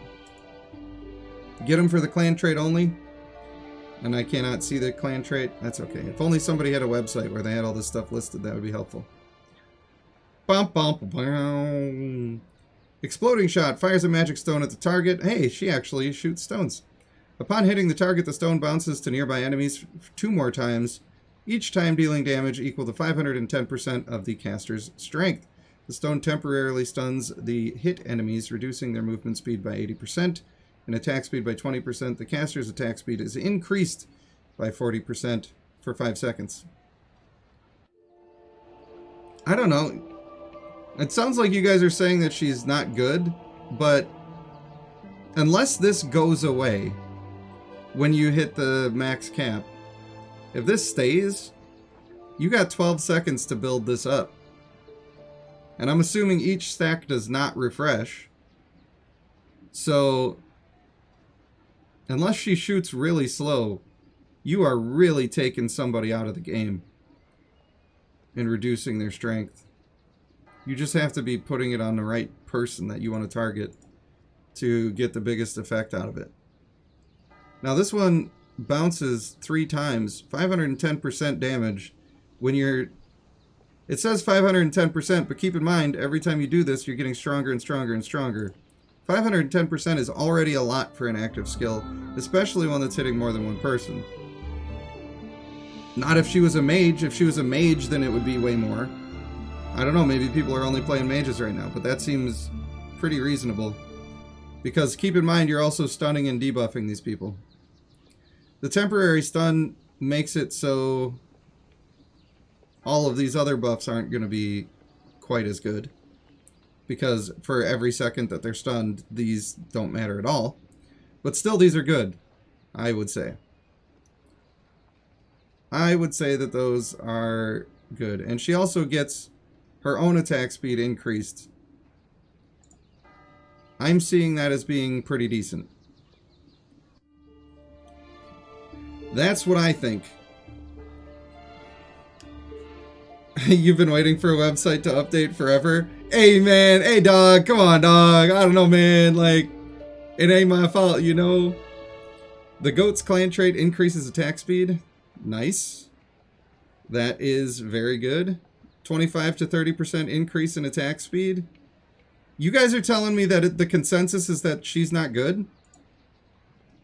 I almost don't believe that. I feel like she's way better than the other guy sounded. Remarkable morale, awakens vigor, and enters berserk status.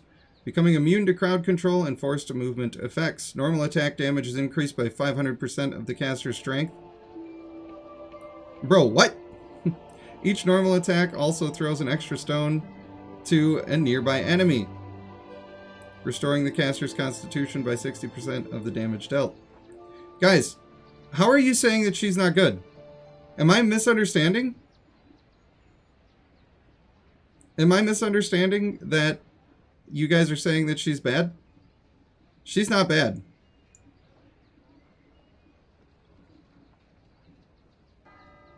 I agree, maybe she's not the best ever. That's possible. But you got to take into account what's actually happening here. Number one, you're stacking strength like crazy. Okay? This is a lot of strength stacking.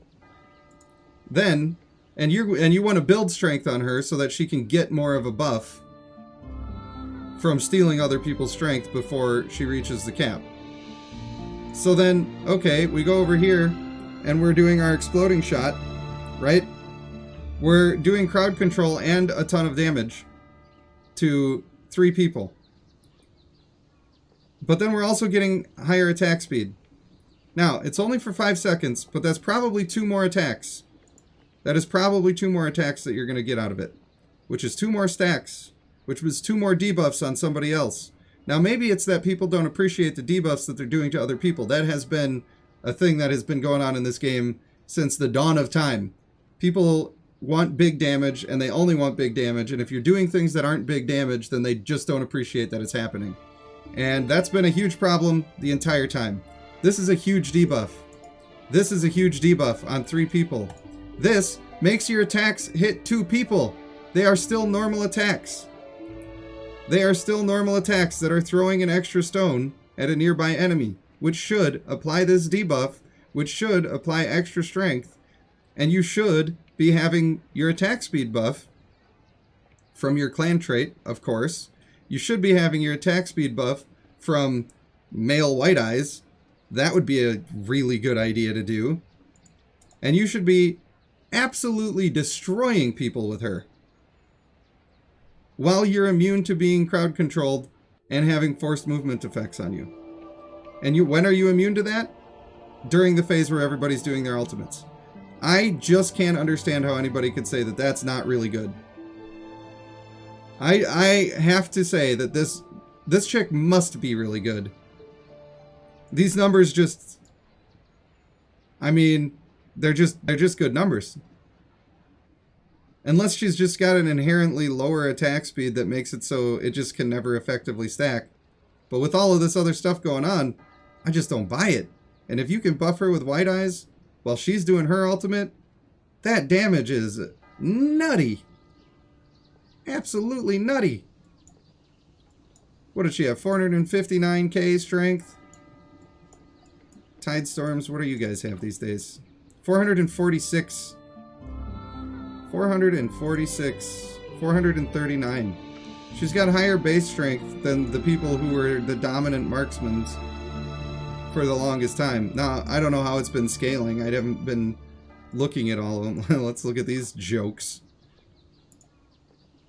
They also had less.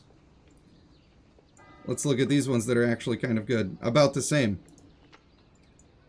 I'm telling you right now, if you are sleeping on her, I think you're making a mistake. I think you're making a mistake. That's got to be good. I want her. You're getting her to 5 stars currently? Good. Good. I do think that the male is probably not amazing. I just don't see him being super amazing. If Fortitude did anything, and it was worth it to ever have it, or stack it, or build for it, maybe he would be useful. But anything that you put into making your Fortitude good is an absolute waste, unless they have reprogrammed how Fortitude works, which it sounds like from the chat that they have not. So, if you like the way this guy looks, I think he's fine, and like you can win by using him. But she's actually super good. Super good. So, do that.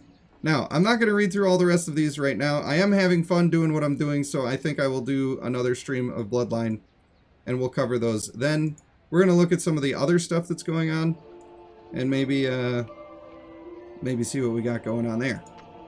New features. We did the sprite thing. Thank you.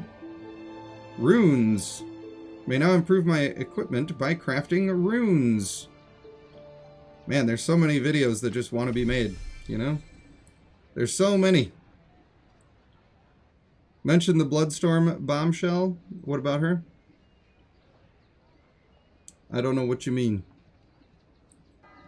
Spyfox says, I have my female stone thrower at 12 stars. Got to push her more because her kit is great utility. It's great utility, and I believe it is also going to be great damage. And I think that she's one of those people. I'll have to remind myself real quick. Have to remind myself. I will make them fear the skies. Yes. Aggressive. Stacking with each attack made, and she's got bonus attack speed inherently. Gives herself attack speed. This guy looks a little different. He must have gotten a new skin. He looks a little bit different. Yeah, I think you definitely want to put aggressive on her. I think, of course, agile, super good on her. Do I want brutal on her? I think you do want brutal on her. For the reason of increasing your cap. Now, I don't know if having a defensive trait is still worth it, or if people just get too blown up. It's possible that you could just go for extra damage. But maybe you put something like honorable on her. Maybe you put something like energetic. Depends on if it's gonna save you in this day and age or not. I don't know what it's like in the streets. I do not know. Alright, other features. The Conquest of Sakad. Is that how we're saying that? Sakad? Awaits clans willing to bravely venture for conquest and glory. Can we speed this thing up? Damn. Come on, ticker. Let's tick it up. Let's tick that speed on up now. Alright, I guess I'll read that by the time I'm 67 years old, because then maybe it will have scrolled to the next word even. Jeez. It is rough in the streets sometimes. Why do they got these red lines? Why are they doing this? I already looked at this stuff. Oh, I got free packs, that's why. Here I am complaining. This is why we need more positivity in the world, and I should be an example instead of running around complaining when they're giving me free stuff. Imagine that. Bad dog. Why is it still doing that?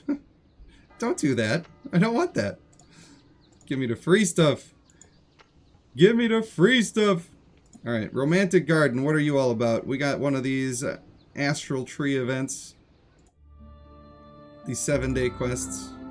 Have I really done anything? I logged into the game. That's all I had to do. Oh, I see I'm at the end of this. Oh, they really want me to get to fornicating.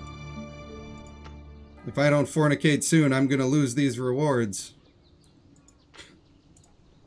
That's really what's gonna happen, guys. I'm not just saying that to say some weird stuff just because I'm on a stream or whatever. That's what is actually going on. That's called speaking honestly. Oh, damn, I got booted out of my own guild? Damn, Snagga. What did you do to me, Snagga? I got booted out of my own guild. They left me. I got booted out of my guild. I will never recover from this. Send. You think anybody will see it? Snagga says it wasn't me. I know that it probably changed hands a couple of times. What are you gonna do? If we really, really, really get back into it, we're gonna have to create a new... What are these? What you got there? Celestial bonds? They got them celestial bonds. Alright, let's do it. Oh, we can attend a dance now? I can really jive it up with these ladies. Level up the star chart. Oh, we gotta make sure that our signs match. That makes sense. I don't know if I want to do this yet. I'm sure it's good to do. But what if I don't want to? What if I don't want to? Gain rare constellation stones. Improve your companion's intimacy to activate celestial bonds. Aight then. Can I read you? Oh. I wanted to read you. Strength, that says. Strength resistance. Crit reduction. That's interesting. Crit damage. Boom. Wait. Attacks ignore fortitude. Fortitude sucks! Why would I build that? Crit rate. Now you're talking. Now you're talking to me. This is a language that I can vibe with. I mean, it upgrades strength, right? So I don't know if it's good to do this, but I'm just doing it. Oh, this is just base stats in general. Alright, it's level 10. What level is your thing? Christopher Lewis says, I would love to have you in my guild. A lot of the members watched. Well, that is nice of them to do. That is nice of them. What if... I'm sure I've merged into some weird server that I don't know what it is. Let's see. Oh, is this it? X65? I'm in X65. I know that I'm going to stream this game again. I know that I'm going to make at least one YouTube video. Those are the promises that I am willing to make at this time. I want to set appropriate expectations. It's Lucario. What's up, buddy? What's up, Lucario? Thumbs up, man. I loved you in Pokemon. Oh, he's getting them all. He's got the... Was that guy's name Grip? Gripper? Get gripped! Shout out to the old Gripper. The old Gripperino. Give me these. Give him all... Wow, that's cool looking. I like her. Wood. I know, I haven't done any combat. I don't know if my guys are even strong right now. To be honest with you, Diane, I don't even know if my guys are strong right now. Quickly, quickly. These kids have been growing up at the rate of actual kids. 6 months and still they ain't born. Look at her. Do people still do the Speedy Boy build? They still rocking that? Because that's why I was making her, I imagine. I imagine. Raji says 634 on the Celestial Bonds. Look at these poo-poo traits. Those are poo-poo. How are they going to give me poo-poo traits? I must have just been trying to produce... New server? What do they mean? What does that mean? They want me to go to the new server. They're like, hey, get out of here. It's time for you to leave, mister. I don't know. There's a lot of new stuff. It's like too much for me to take in one stream. Speedy still works when you don't have the new traits. So the new traits are really good, huh? The stone thrower traits, which is, you said, another attack speed one. Is it stacking attack speed? I assume it must be because we have agile for attack speed. So it must be a stacking attack speed. I believe. Man, my account must look so terrible. I'm so far behind, guys. I'm so far behind. I can't believe I've done this. Increases attack speed, can't stack it. 25% at the start of the battle for the level 18. It's just better agile? Bruh. What a slap in the face to all the people that leveled up their Travains. What a slap in the face. I can't believe they've done this. Why is this lit up again? I must have just hit the daily reset. Nothing wrong with that. Nothing wrong at all. I didn't do the companion gift exchange thing.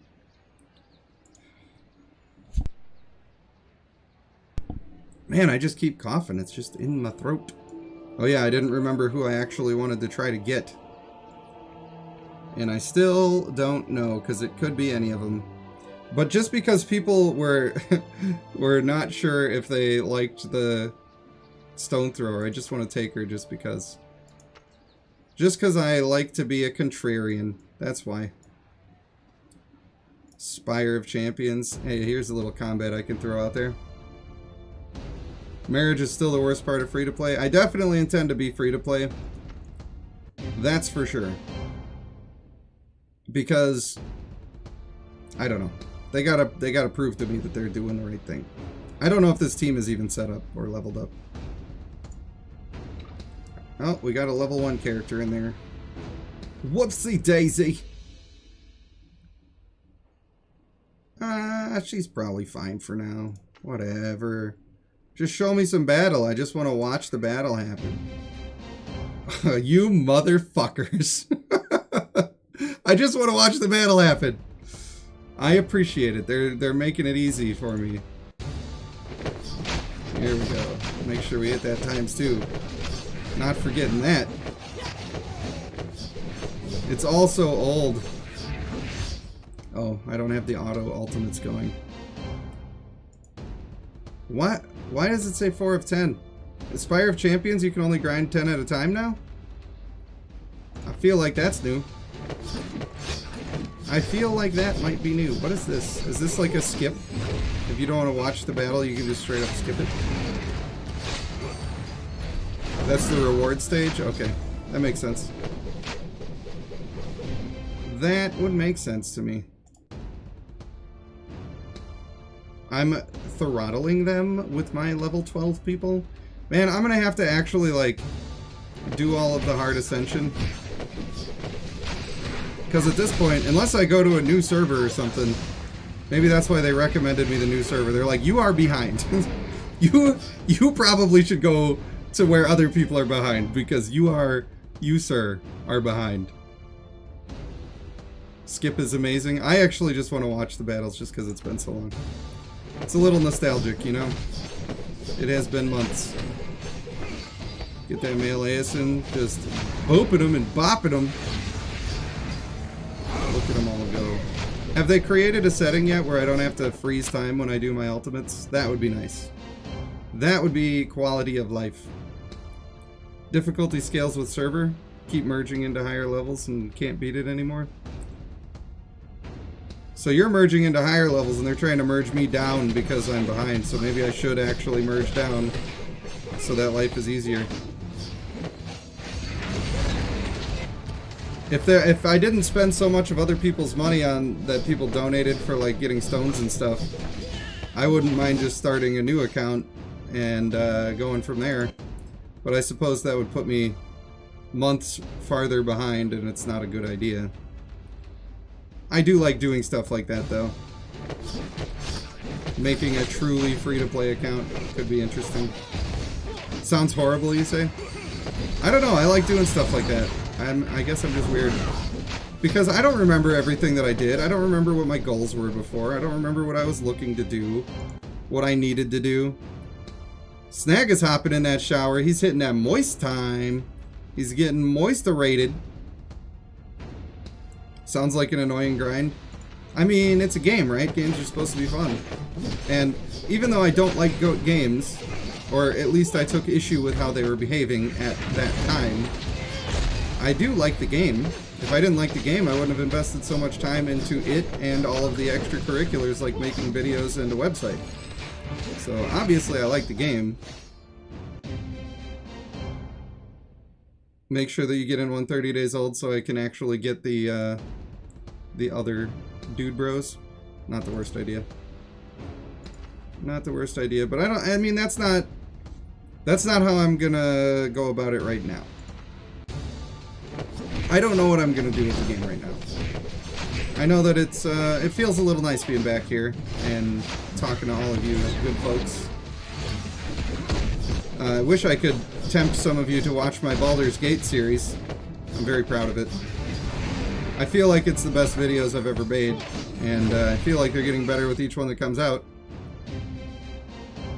But I am fighting the algorithm pretty hard because I went from doing tutorials on a mobile game to doing basically like... It's almost like a TV series the way that I have the Let's Play thing going. Aromatic Preference says, skip them. I don't want to see them. I don't want to see the battles. Just skip it. We can skip them, I guess. I wanted to watch the battles for the purpose of nostalgia. That's why I was doing that. Brent's never played the Baldur's Gate game? Well, you don't really have to in order to enjoy the one that is new. But, yeah, I don't even think it helps really at all. You might know a little more lore from the past, but it more depends on if you like turn-based stuff or not, and I do. I like making tactical decisions and trying to make the best of what I have available to me, and that game really lets you do that a lot. Like, you could pick up an enemy and throw him at another enemy if that's going to be the right way for you to go for that turn, if that works out for you. And you could even build your guy to make it so that is a better option. Pretty fun. Pretty fun. And that's true, you don't have to play it to enjoy the series, because I'm trying to do like a slightly different thing with the normal Let's Play style. They just kind of go through and play the game and you just watch them play the game. I wanted to tell it more like a story. My guy is a bard in the game, and I thought that doing the storytelling aspect would be good. So I think I'm trying to stay good on the narrative, and I'm also trying to keep it funny. So, I don't know. Christopher Lewis says our guild leader was a military strategist and applies it to the guild conquest. I hope I don't have to fight you, homie. I don't want to have to fight you. Is guild conquest any better now? Do you guys like it better now? I did not like it at all before. I refused to play it because I thought it was poo-poo. I did not like it. No, sir. Brent says Starfield has my attention after the Diablo 4 hype drop. Yeah, I was doing Diablo 4 and I was doing it on hardcore, and they just don't respect the player's time for hardcore. Like, they literally have PvP zones where you lose your character for PvP. Come on. Why would you do that in hardcore? That is just dumb. That is dumb. Well, Spy Fox, if you do happen to watch those videos, I am looking for constructive criticism. I really want to do a good job. And I have been putting between 12 and 15 hours into each video to try to make it good.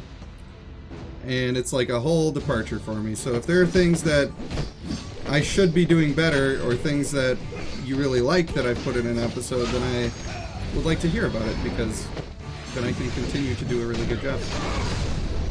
But where those videos take 12 to 15 hours if I was making Bloodline videos, depending on the subject, I can get a Bloodline video done in 2 to 3 hours. So it's a lot easier to do that. But I don't know. I'm going to do one Bloodline video and I'm going to see how it feels. This one's getting a little close. Come on, Devala, you're the hero. Oh, here she goes. She got him. Got him on the ropes now, baby. Healing up. Oh, they're so strong. Oh, they're so strong. Please, tiny 8-pound, 6-ounce little baby Jesus. Please let me win. Please let my Devala come through. I knew it.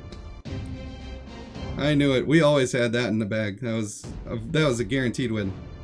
Were you questioning it? Because I wasn't, ever. Haha, almost lost my cool there. Almost. You hate when they use a lot of speed ups, it takes away from the game. Oh, for Guild Conquest, yeah. Yeah, I could see that. And it's like it becomes a pay to win sort of thing, and it's just I don't mind pay to win stuff in a, like, if all I was doing was the story mode, then that's great, I don't care. But when it comes to PvP and it becomes just a battle of the dollars of who spent more money, I don't know, man. I'm just not super impressed with it. I'm just not super impressed with it. And I say that as somebody who was getting, at one point, the Goat Games gave me 50,000 diamonds, just all in one lump sum, just to give. They didn't, like, I didn't do anything to get them. They just, all the creators at that point who were consistently making content just got 50,000 diamonds just to say thanks, I guess. So, if I wanted to have been somebody who was doing the pay-to-win thing, I had a severe advantage in trying to do it. I just didn't want to do it. Didn't want to do it. Not to mention there were people donating to the cause. That's the only money I ever spent past the original $30 to get the Wolfie companions. Brent says you have a few 60 million max, and they go up to 200 million. 200 million. When I was making videos before, it was 100 million. Neo Geo had a 100 million, I think. I think that's what that was. Just crazy. But there are a lot more systems now, so that's gonna... You got your sprites that are increasing your power, you got your runes that are increasing your power, there's stronger people to begin with. You probably have more achievements unlocked for the Guardian Stone, so that's gonna be more power as well. People have gotten more time to get more people higher in vigor. Makes sense that it's going crazy. Back in that time, I think Neo Geo had 2 characters maxed on vigor. I think he had his Devala and a male Aeson. I hope male Aeson is still as good as always, because I love that character. He seems to be doing aight. He's handling his business.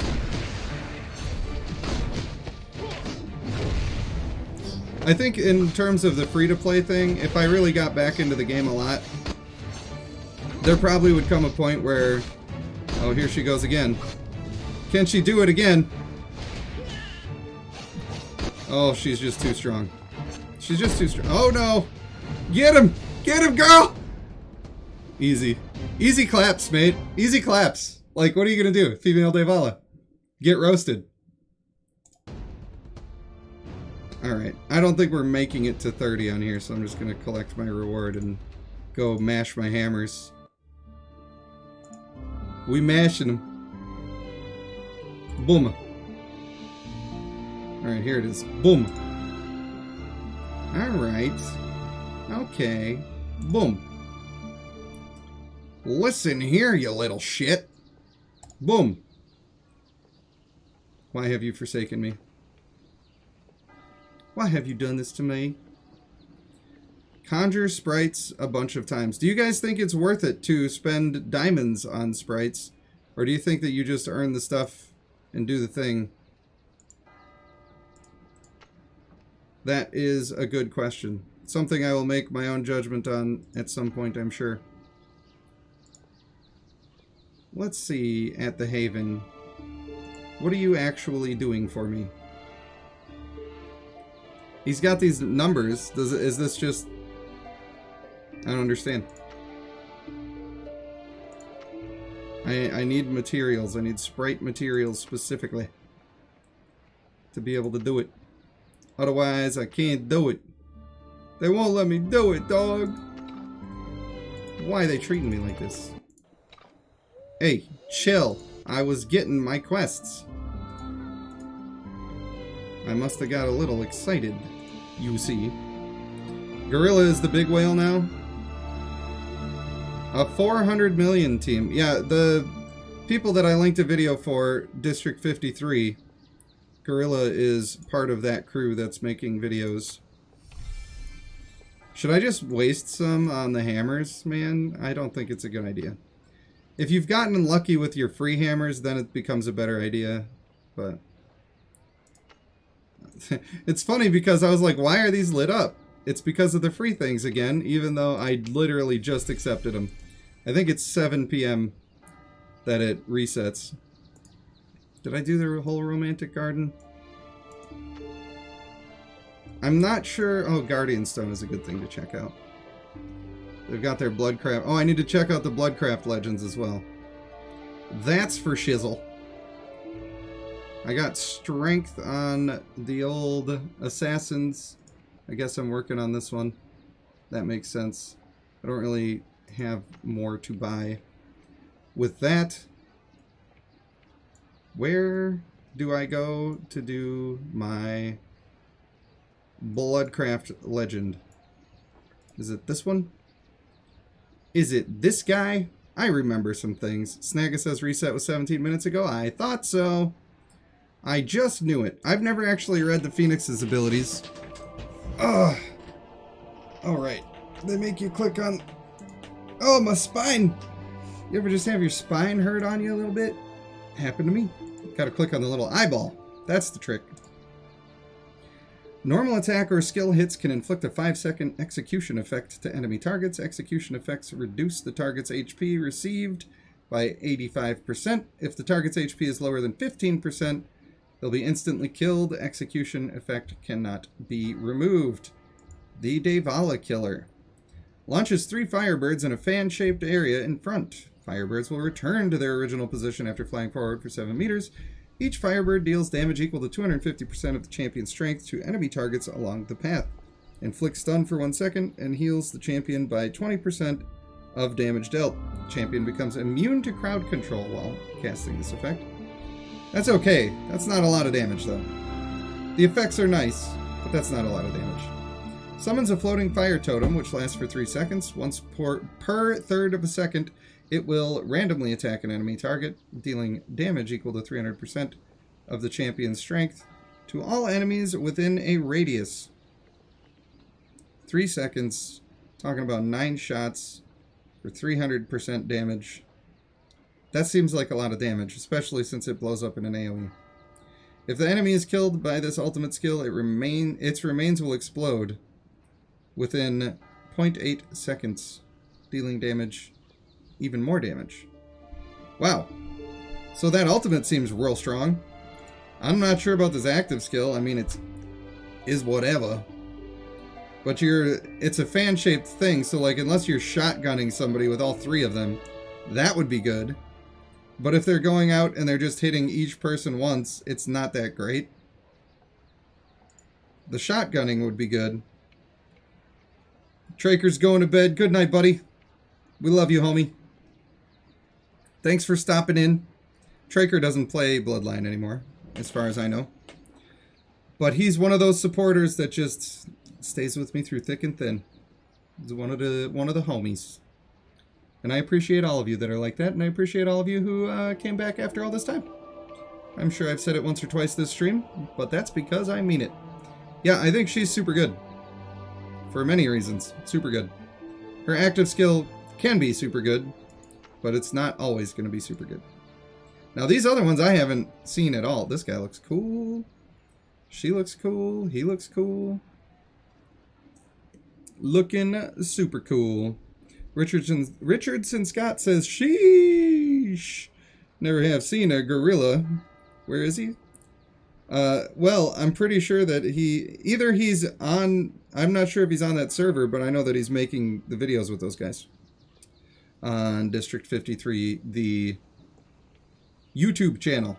I have linked it up in the chats before.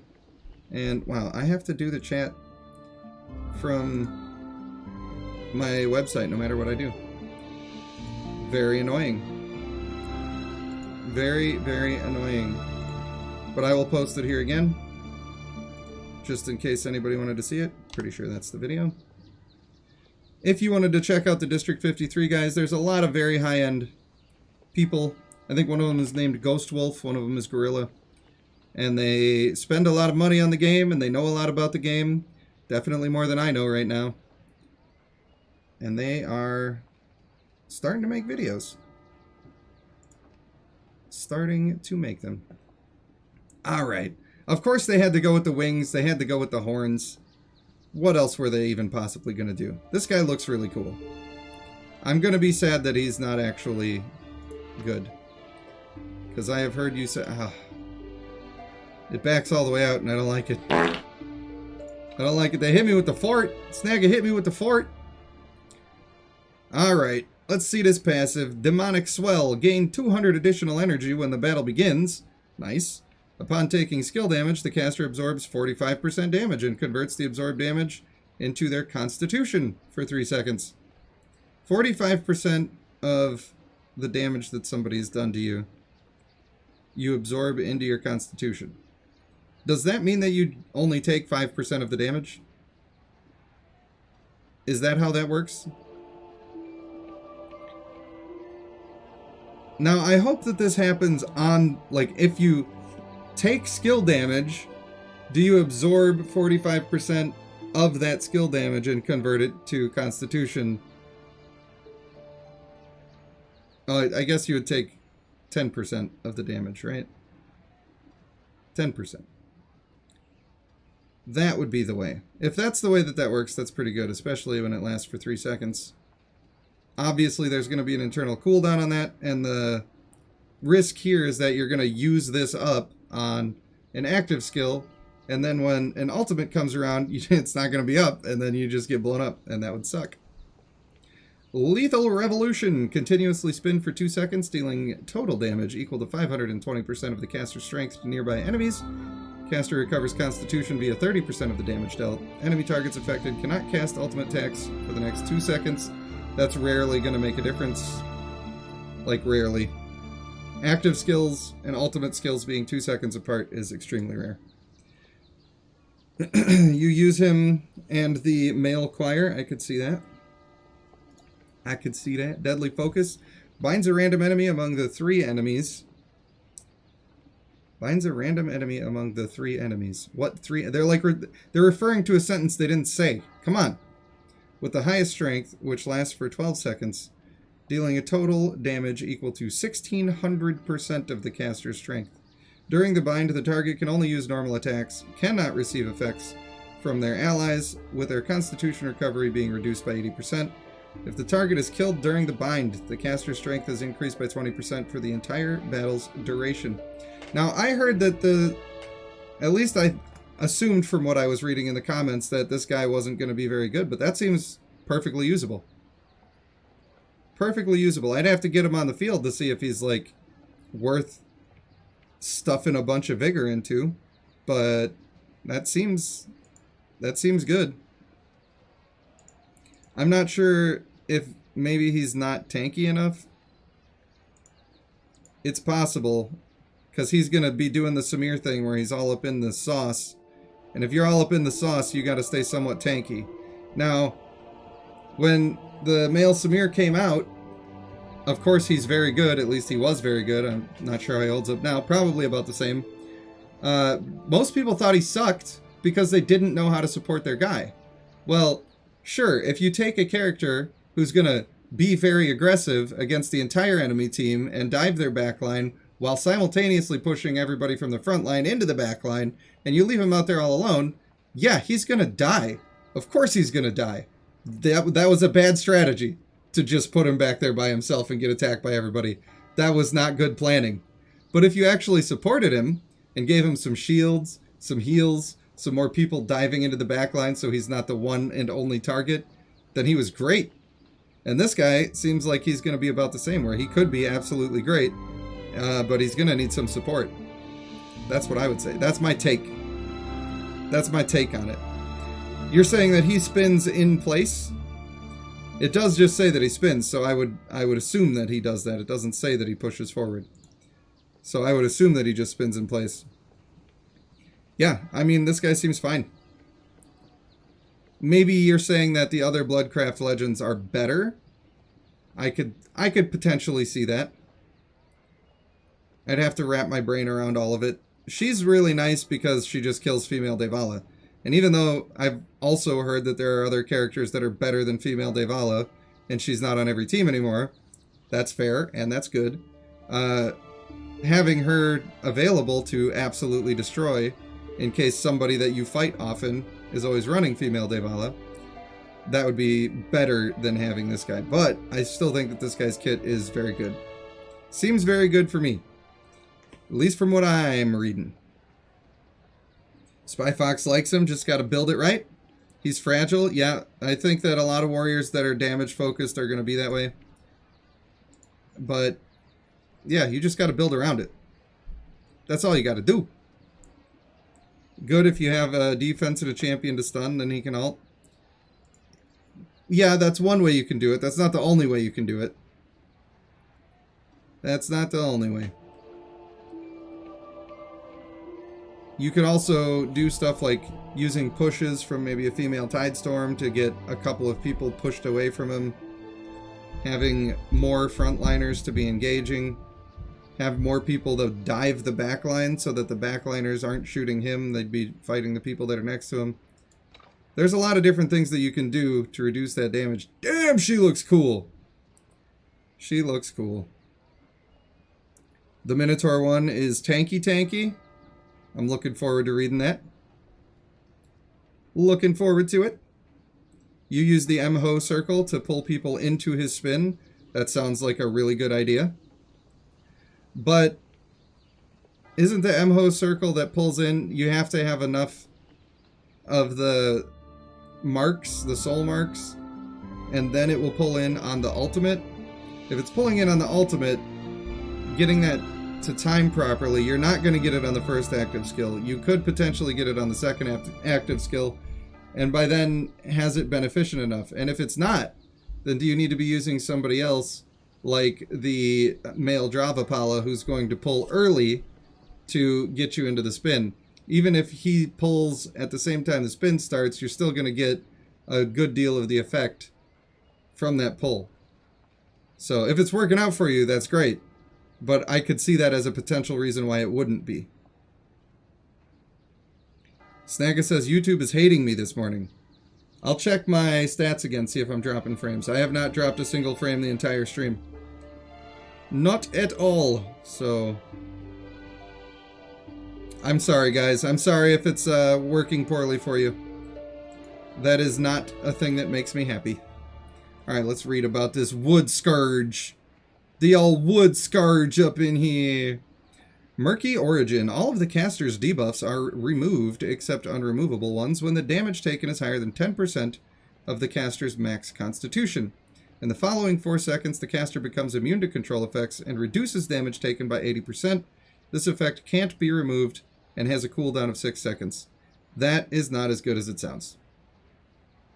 Not as good as it sounds. Snagga, Australia's not really a third world country. You guys are alright. You're alright. Yeah, this is not as good as it sounds. It sounds like this 80% damage reduction would apply after the big hit. And I don't know, man. It's possible. It's possible that you get hit by an active skill. And that active skill hits you for more than 10%, and that triggers this effect. And then within 4 seconds, you would have taken a big ultimate, but you don't. That's possible to happen.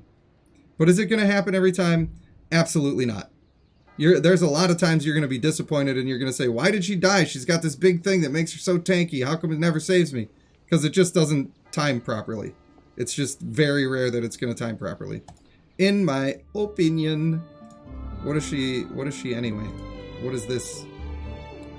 Dark Insight. She just counts as Bloodcraft Legend. They don't really say what she's meant to be doing. Let's see if we can determine that.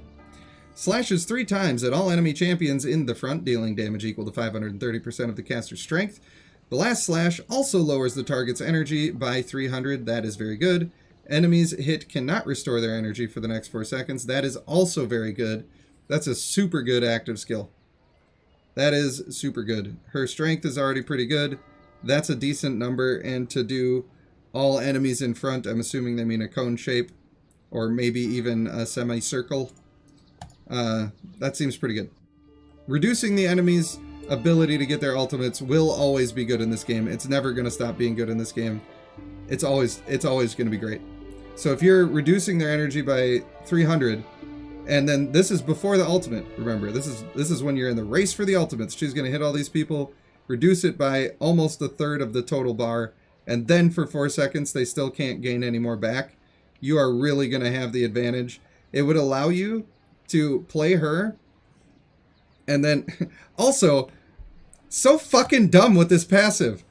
What are you talking about? Why would I be pushing back their ultimates when I only have a 4-second window to take the damage and then have them do the ultimate? I'm working against my own active skill.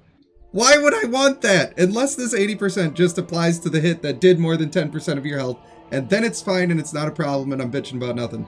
But if this works after you take that hit, and then this is pushing back the ultimate after you took the hit, then you're just ensuring that it's never going to do the thing. That is dumb. That is a bad call. But this move is still really good. It's almost so good that the passive doesn't matter. It's really good. This would allow you to actually avoid the Speedy Boy build. And when you don't take the Speedy Boy build, that's 2 more traits. Or 1, and you're going to take Agile anyway. Some people want it anyway. And you can just build strength stuff that's going to make you a real beast and maybe a defensive trait if you want. And you're still going to win the race mostly for making it to your first ultimates. So that's a potential use that could make her very good. But timing that stuff out so that it works perfectly is difficult. And also you need somebody to be pulling all the enemies in, and you need to hope that you're hitting all of the enemies. If the backliners are free casting their ultimates before you get to them, you might not get the benefit that you were hoping to get. So, very good skill though. I like it. Obliteration. Swing the longsword continuously, knocking back enemies in the front, dealing damage equal to 750% of the caster's strength. The last strike lands a straight line crit hit, dealing damage equal to 500% of the caster's strength, restoring their constitution for 40% of the damage dealt. An enemy's hit cannot restore energy in the following 4 seconds. This could further improve your ability to not let them get ultimates. It is reasonable to imagine that you would hit this skill. Maybe you got them all grouped up perfect. Maybe you're hitting it on everybody. And if you hit it on everybody, you may ultimate and then hit all of them again. With this one, now you got 8 free seconds where they didn't even get an ultimate. And you might actually be back to your second one by the time they even get a chance. Especially if you are running Speedy Boy, which I don't think is absolutely necessary with her on the team. Now, she's got 2 really, really, really good abilities. These 2 abilities are really, really, really good. This passive sucks. This sucks butt cheeks. Unless it activates on the big attack, and then it's fine. That's my opinion of this lady. Let's see her come in, because she does look cool. She does look real cool. Alright, I guess I won't. Is that not the... We're not doing the thing? Are we not in the trust tree? We've only got 1 left. We'll go through this guy. We'll check him out. Your boy looking pretty good. He is looking pretty good. Although, I already thought that the male and female of the Warbringer, or is that what they're called? Warbringers? The old War Blasters? Something like that. I thought they already looked way too much the same, and now you got a 3rd guy that's also the same. And I feel like that's a little... He looks good. The armor set looks good. The shield, the spear, they all look good. The wings look good. It's just too much the same. Not a fan. Recycled wings as well. This one was maybe a bit of a lazier one, even though it does look good. Retaliating Barrier. Gains a shield that can block damage equal to 16% of the caster's max constitution for 5 seconds. Once per 7 seconds. A shield that can block damage equal to 16% of the max constitution for 5 seconds once every 7 seconds. That could add up to being good. I wish it was more. I wish it was a bigger shield. It's kind of a small shield. When the shield is broken, all enemies around the caster are stunned for 1.5 seconds. Also grants all friendly champions 30% strength resistance for 4 seconds. Strength resistance. What does strength resistance mean? Do they mean damage resistance? If it's 30% damage resistance, that's crazy. What the hell is strength resistance? Does anybody know? Can you type it out for me? Let me know in the comments below. This shield is good. It's up a lot. It keeps coming back. That's really good. I just wish it was a little bit bigger. I'm sure it's fine. I'm sure it's big enough to make him feel really tanky. But maybe not. It depends on his other skills. Let's look at those before we judge. Cry of the War God. Roars furiously to taunt nearby enemies, forcing them to attack the caster with normal attacks in the next 5 seconds. The caster takes 70% less damage. Holy shit. Alright, so that shield is probably balanced. That shield's probably fine. Probably don't need more than that. That's crazy. That's crazy. A 5-second taunt. They have to be nearby. Sorry about the elephants. I know they're loud. Sorry. That's very tanky. Absolutely 0 damage coming out of this guy, but that is tanky. Alright, Meteoric Stomp. Leaps above the current target and stomps down on the ground, dealing damage to all nearby enemies equal to 780% of the caster's strength, and inflicting stun for 5 seconds. Each additional enemy unit caught in the stomp wave takes 15% more damage and is stunned by a further quarter of a second. They word things so weird. This one just came out today, not sure how it'll play out. That's fair. That is fair. This damage is irrelevant. The stun for 5 seconds is absurd. Depending on the area of this all nearby enemies, a 5-second stun, if that can hit 3 or more people, that is ridiculous. Absolutely ridiculous.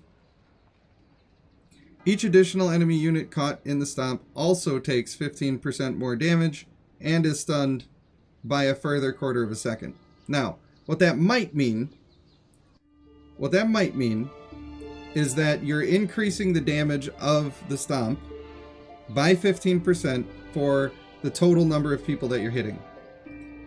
That's really good. It might also mean that if you hit 4 people with this, that you're doing a 6-second stun on all of them. And if that is the case, then what in the F? That would be crazy good. Now, 780% of this nothing strength is not going to be damage. He is not going to show up. Don't build for it. You don't need it. However, going for a Speedy Boy build with Honorable and Energetic on this guy, making him just the tankiest MFer that's ever been in the world, would be really good. If you're going to run this guy, though, you need to be grouping the enemies up. You cannot leave them just hanging out all over the place where you're not taking full advantage of this taunt and this huge stun. You can make the enemies not even hardly play the game. They could just not even hardly play the game. That's nuts. That is nuts. So you need somebody who's going to help to bring the people back.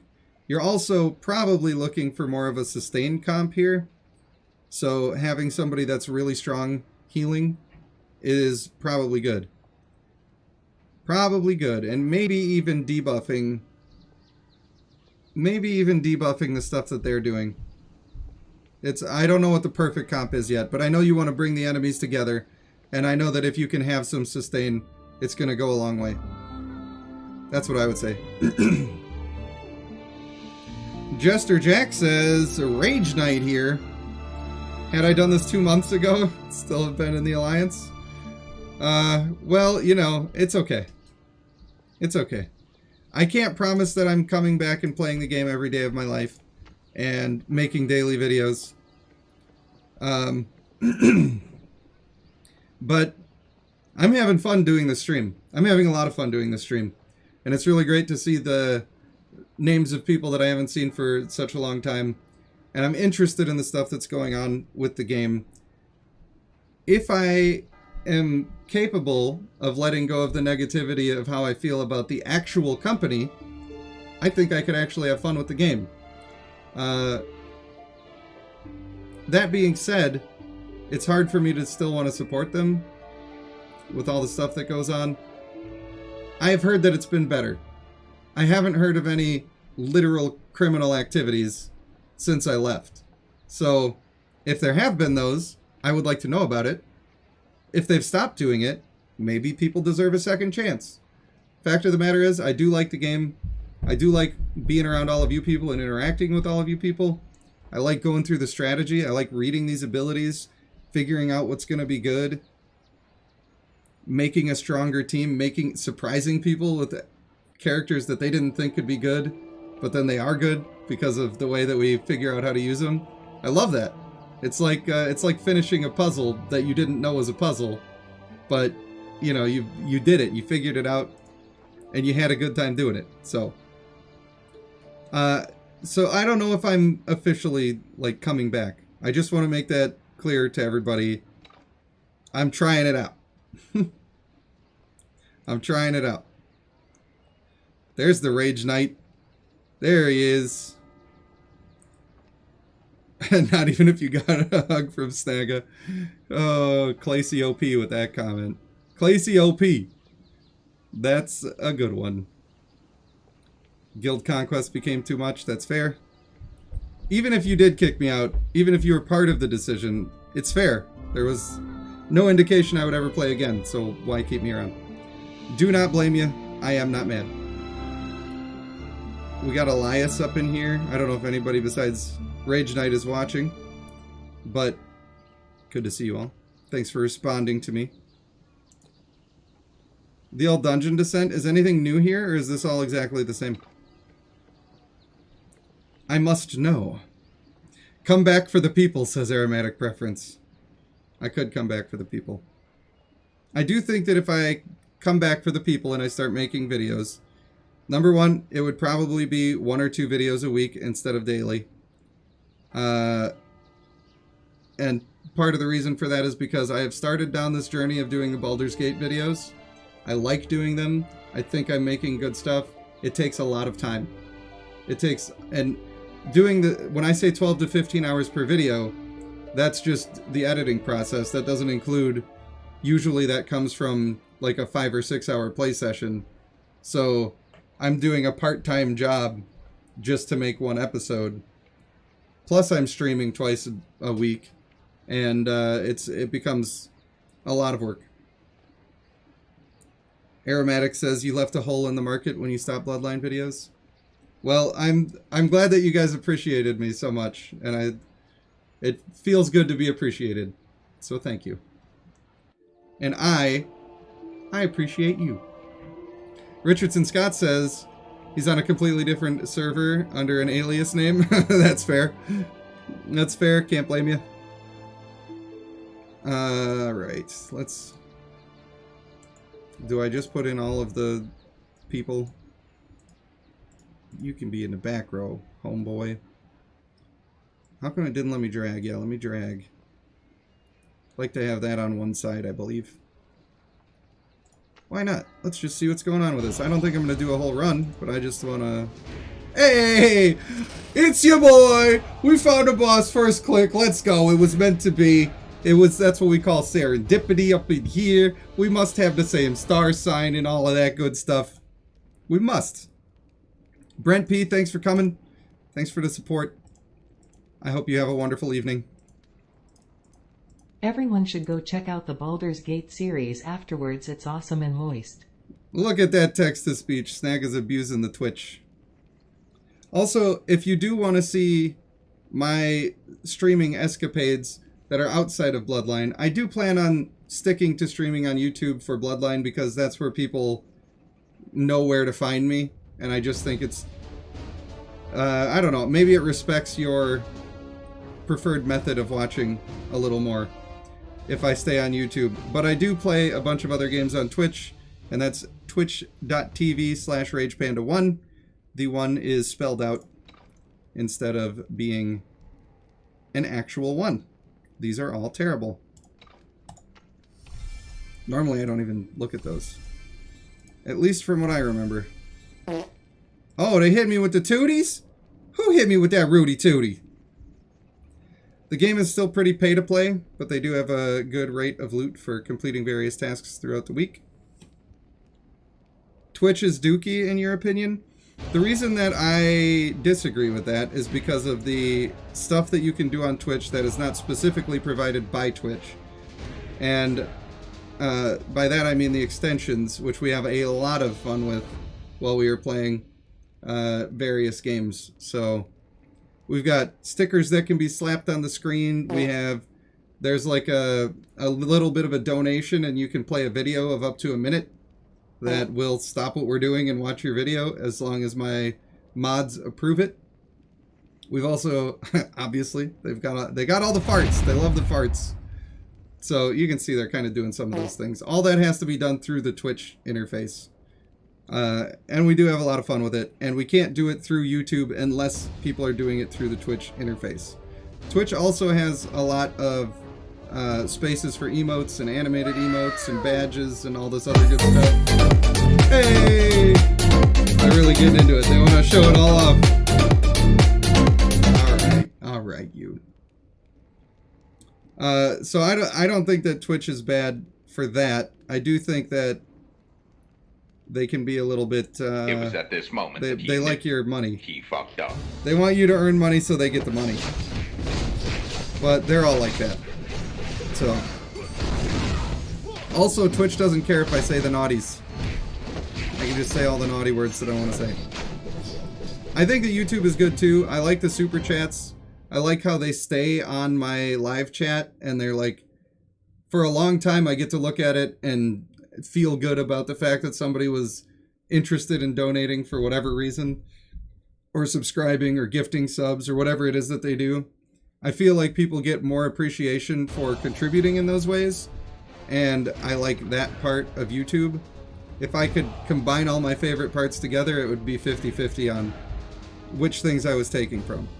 But for general, when I'm streaming on Twitch, it's like I'm hanging out with my friends. When I'm streaming on YouTube, it's a little bit more like a lot of times I'm answering questions or doing guides and stuff like that for Bloodline. That's been what my streams were largely on YouTube. So having all of the interactivity on Twitch makes more sense. With YouTube, having it so I can highlight comments and be looking at exactly what you want me to look at, that makes a little more sense too. So they both have their pros and cons. Kids, please. I'm not even gonna read these. Ain't nobody got time for that. What do they mean I need to explore more tiles? It was an available tile. Don't lie to me. Don't do me that way. I ain't reading. I don't know how to read. I forgot. Alright. Give me the ally. Who do I need? A replacement Tidestorm. Deal. Let's fight the boss. Let's fight the boss. I'm not even sure that that Tidestorm is going to be better than my Tidestorm, because my Tidestorm has the traits that I want to have. Have I seen the NPC streams? I don't know what that means. I am not sure what that means. If you could send me a link, I would be happy to check it out. If there's a thing that I would be good at doing, or a thing that I might appreciate other people doing. Let's put a sword on those. Maybe could have taken the marksman one, but I think this is good. I also think I'm going to take 2 more fights here. I don't know if I'm ever going to finish this dungeon descent, but I'm just for now. Skip. The fact that you can skip in dungeon descent, that makes me have a happy face. That does make me have a happy face. Bruh. Like I'm gonna spend my gems or diamonds to re-roll that. It's a little glitchy how you skip that. A little bit. Just a skosh. One more fight and then we're out of here. Need a Dom sticker to go with the sub one? That had to be Snagga saying that. It had to be. Spyfo, anybody can link in the Discord as well. If you're not still part of the Discord, I understand. But if you are, that's probably a good place to send the link so I can refer to it at a later time. You know what I really wish? I was really wishing that they were going to have one of the clan events up right now, because I really wanted to do summons, and I really wanted to do a dramatic reading, because it's been way too long. Although my throat is already sore because I've been coughing my lungs out for whatever reason today, so maybe it's best that I didn't have to do a Mike Tyson voice on this particular day. Does anybody know when the next one is coming out? Is it soonish? Could it be soonish? I should have healed up first. That was a mistake. Your boy done made a mistake. I can't believe it's not butter. It's piles of gold. Take a couple more fights first. I guess I'm pretty healed up. Not taking damage. Not even taking damage. Tomorrow at reset time is the next clan thing. Okay, maybe on Thursday I will stream Bloodline again, and then we can do some of that. Is it a repeat clan or is it a new clan? You must educate me so that I may know. Sharp Blade's pretty good. Have fun at work, Snagga. Thank you for coming. I believe that Snagga is also not currently playing the game. But the fact that he comes out and supports me anyway, that tells you a lot. He is a good guy. One of the best. It is great to see the viewers up. We like that. And I'm having a lot of fun. I don't have a ticker showing me how many viewers are on. I try not to pay attention to it. Because when it ain't going in my favor, it's a little depressing sometimes. I'm not going to lie to you. But hey, we got all sorts of people hanging out. Skip. Just a skip. Bro, Dungeon Descent is probably tolerable now. Stone of Life. That can be good. That can be alright. Yeah, sure. Why not? They're giving me some good stuff. Yeah, I'm doing some marksman action. We can do that. We can do that, and we'll go to level 3. Okay, love you. Bye, Snagga. I think I'm going to get this up to level 5. That's how far we're going in this particular one. Just to give myself the nostalgia. I know for you guys who are still playing, you're like, Dungeon Descent, why would I want to see that? But for me, it's like, yay, I haven't gotten to do this in so long. And it feels good. Feels like the first time.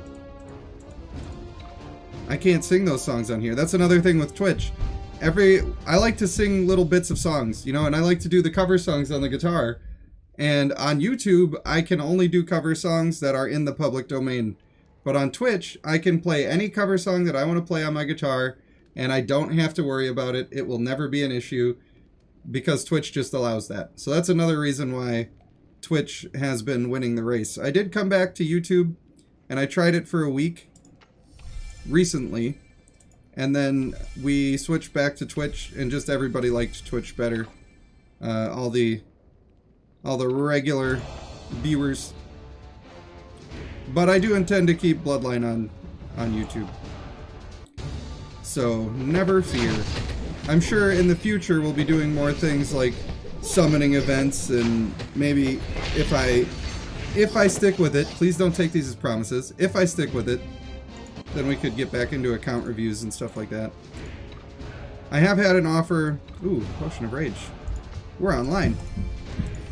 We are online. I don't even need to kill those now. Spy Fox threw a YouTube short in the Discord to give a taste of the NPC streams.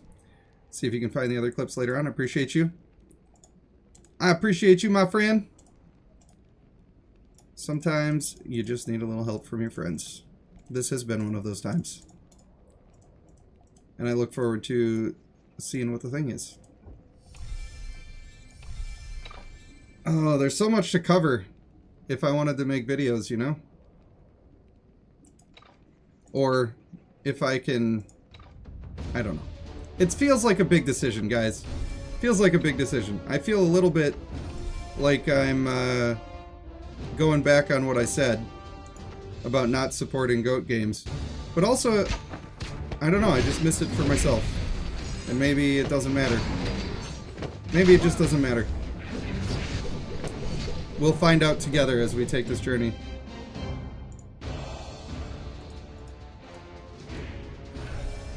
I am gonna for sure make one YouTube video, at a bare minimum, dip the old toes back in the water.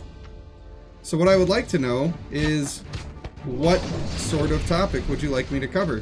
Whatever topic I do cover, I will be educating myself about it, so I know what I'm talking about before I go make a video. I considered just talking about all of the stuff that's new, but I realized that it's probably better to stream my reaction to all this new stuff rather than to make a YouTube video that, why would you click on it? You already know what all the new stuff is because you're still playing the game, right? So maybe if I had something more instructional to offer, it would be a good idea. There's a video game called Forspoken. What is that one about? Do tell. Do tell us. Oh, Mr. Bossman, where have you gone? I'm going to find you. A good mother and daughter story. They don't have many of those in video games, do they? Always good to be different. I'm struggling to even think of... I know there's... I think I can think of one where it was like an older sister, but I don't know if I can think of a mother-daughter story at all. Somebody enlighten me on that one, if I'm forgetting an obvious game. Which I'm sure I am. I'm terrible at consuming media.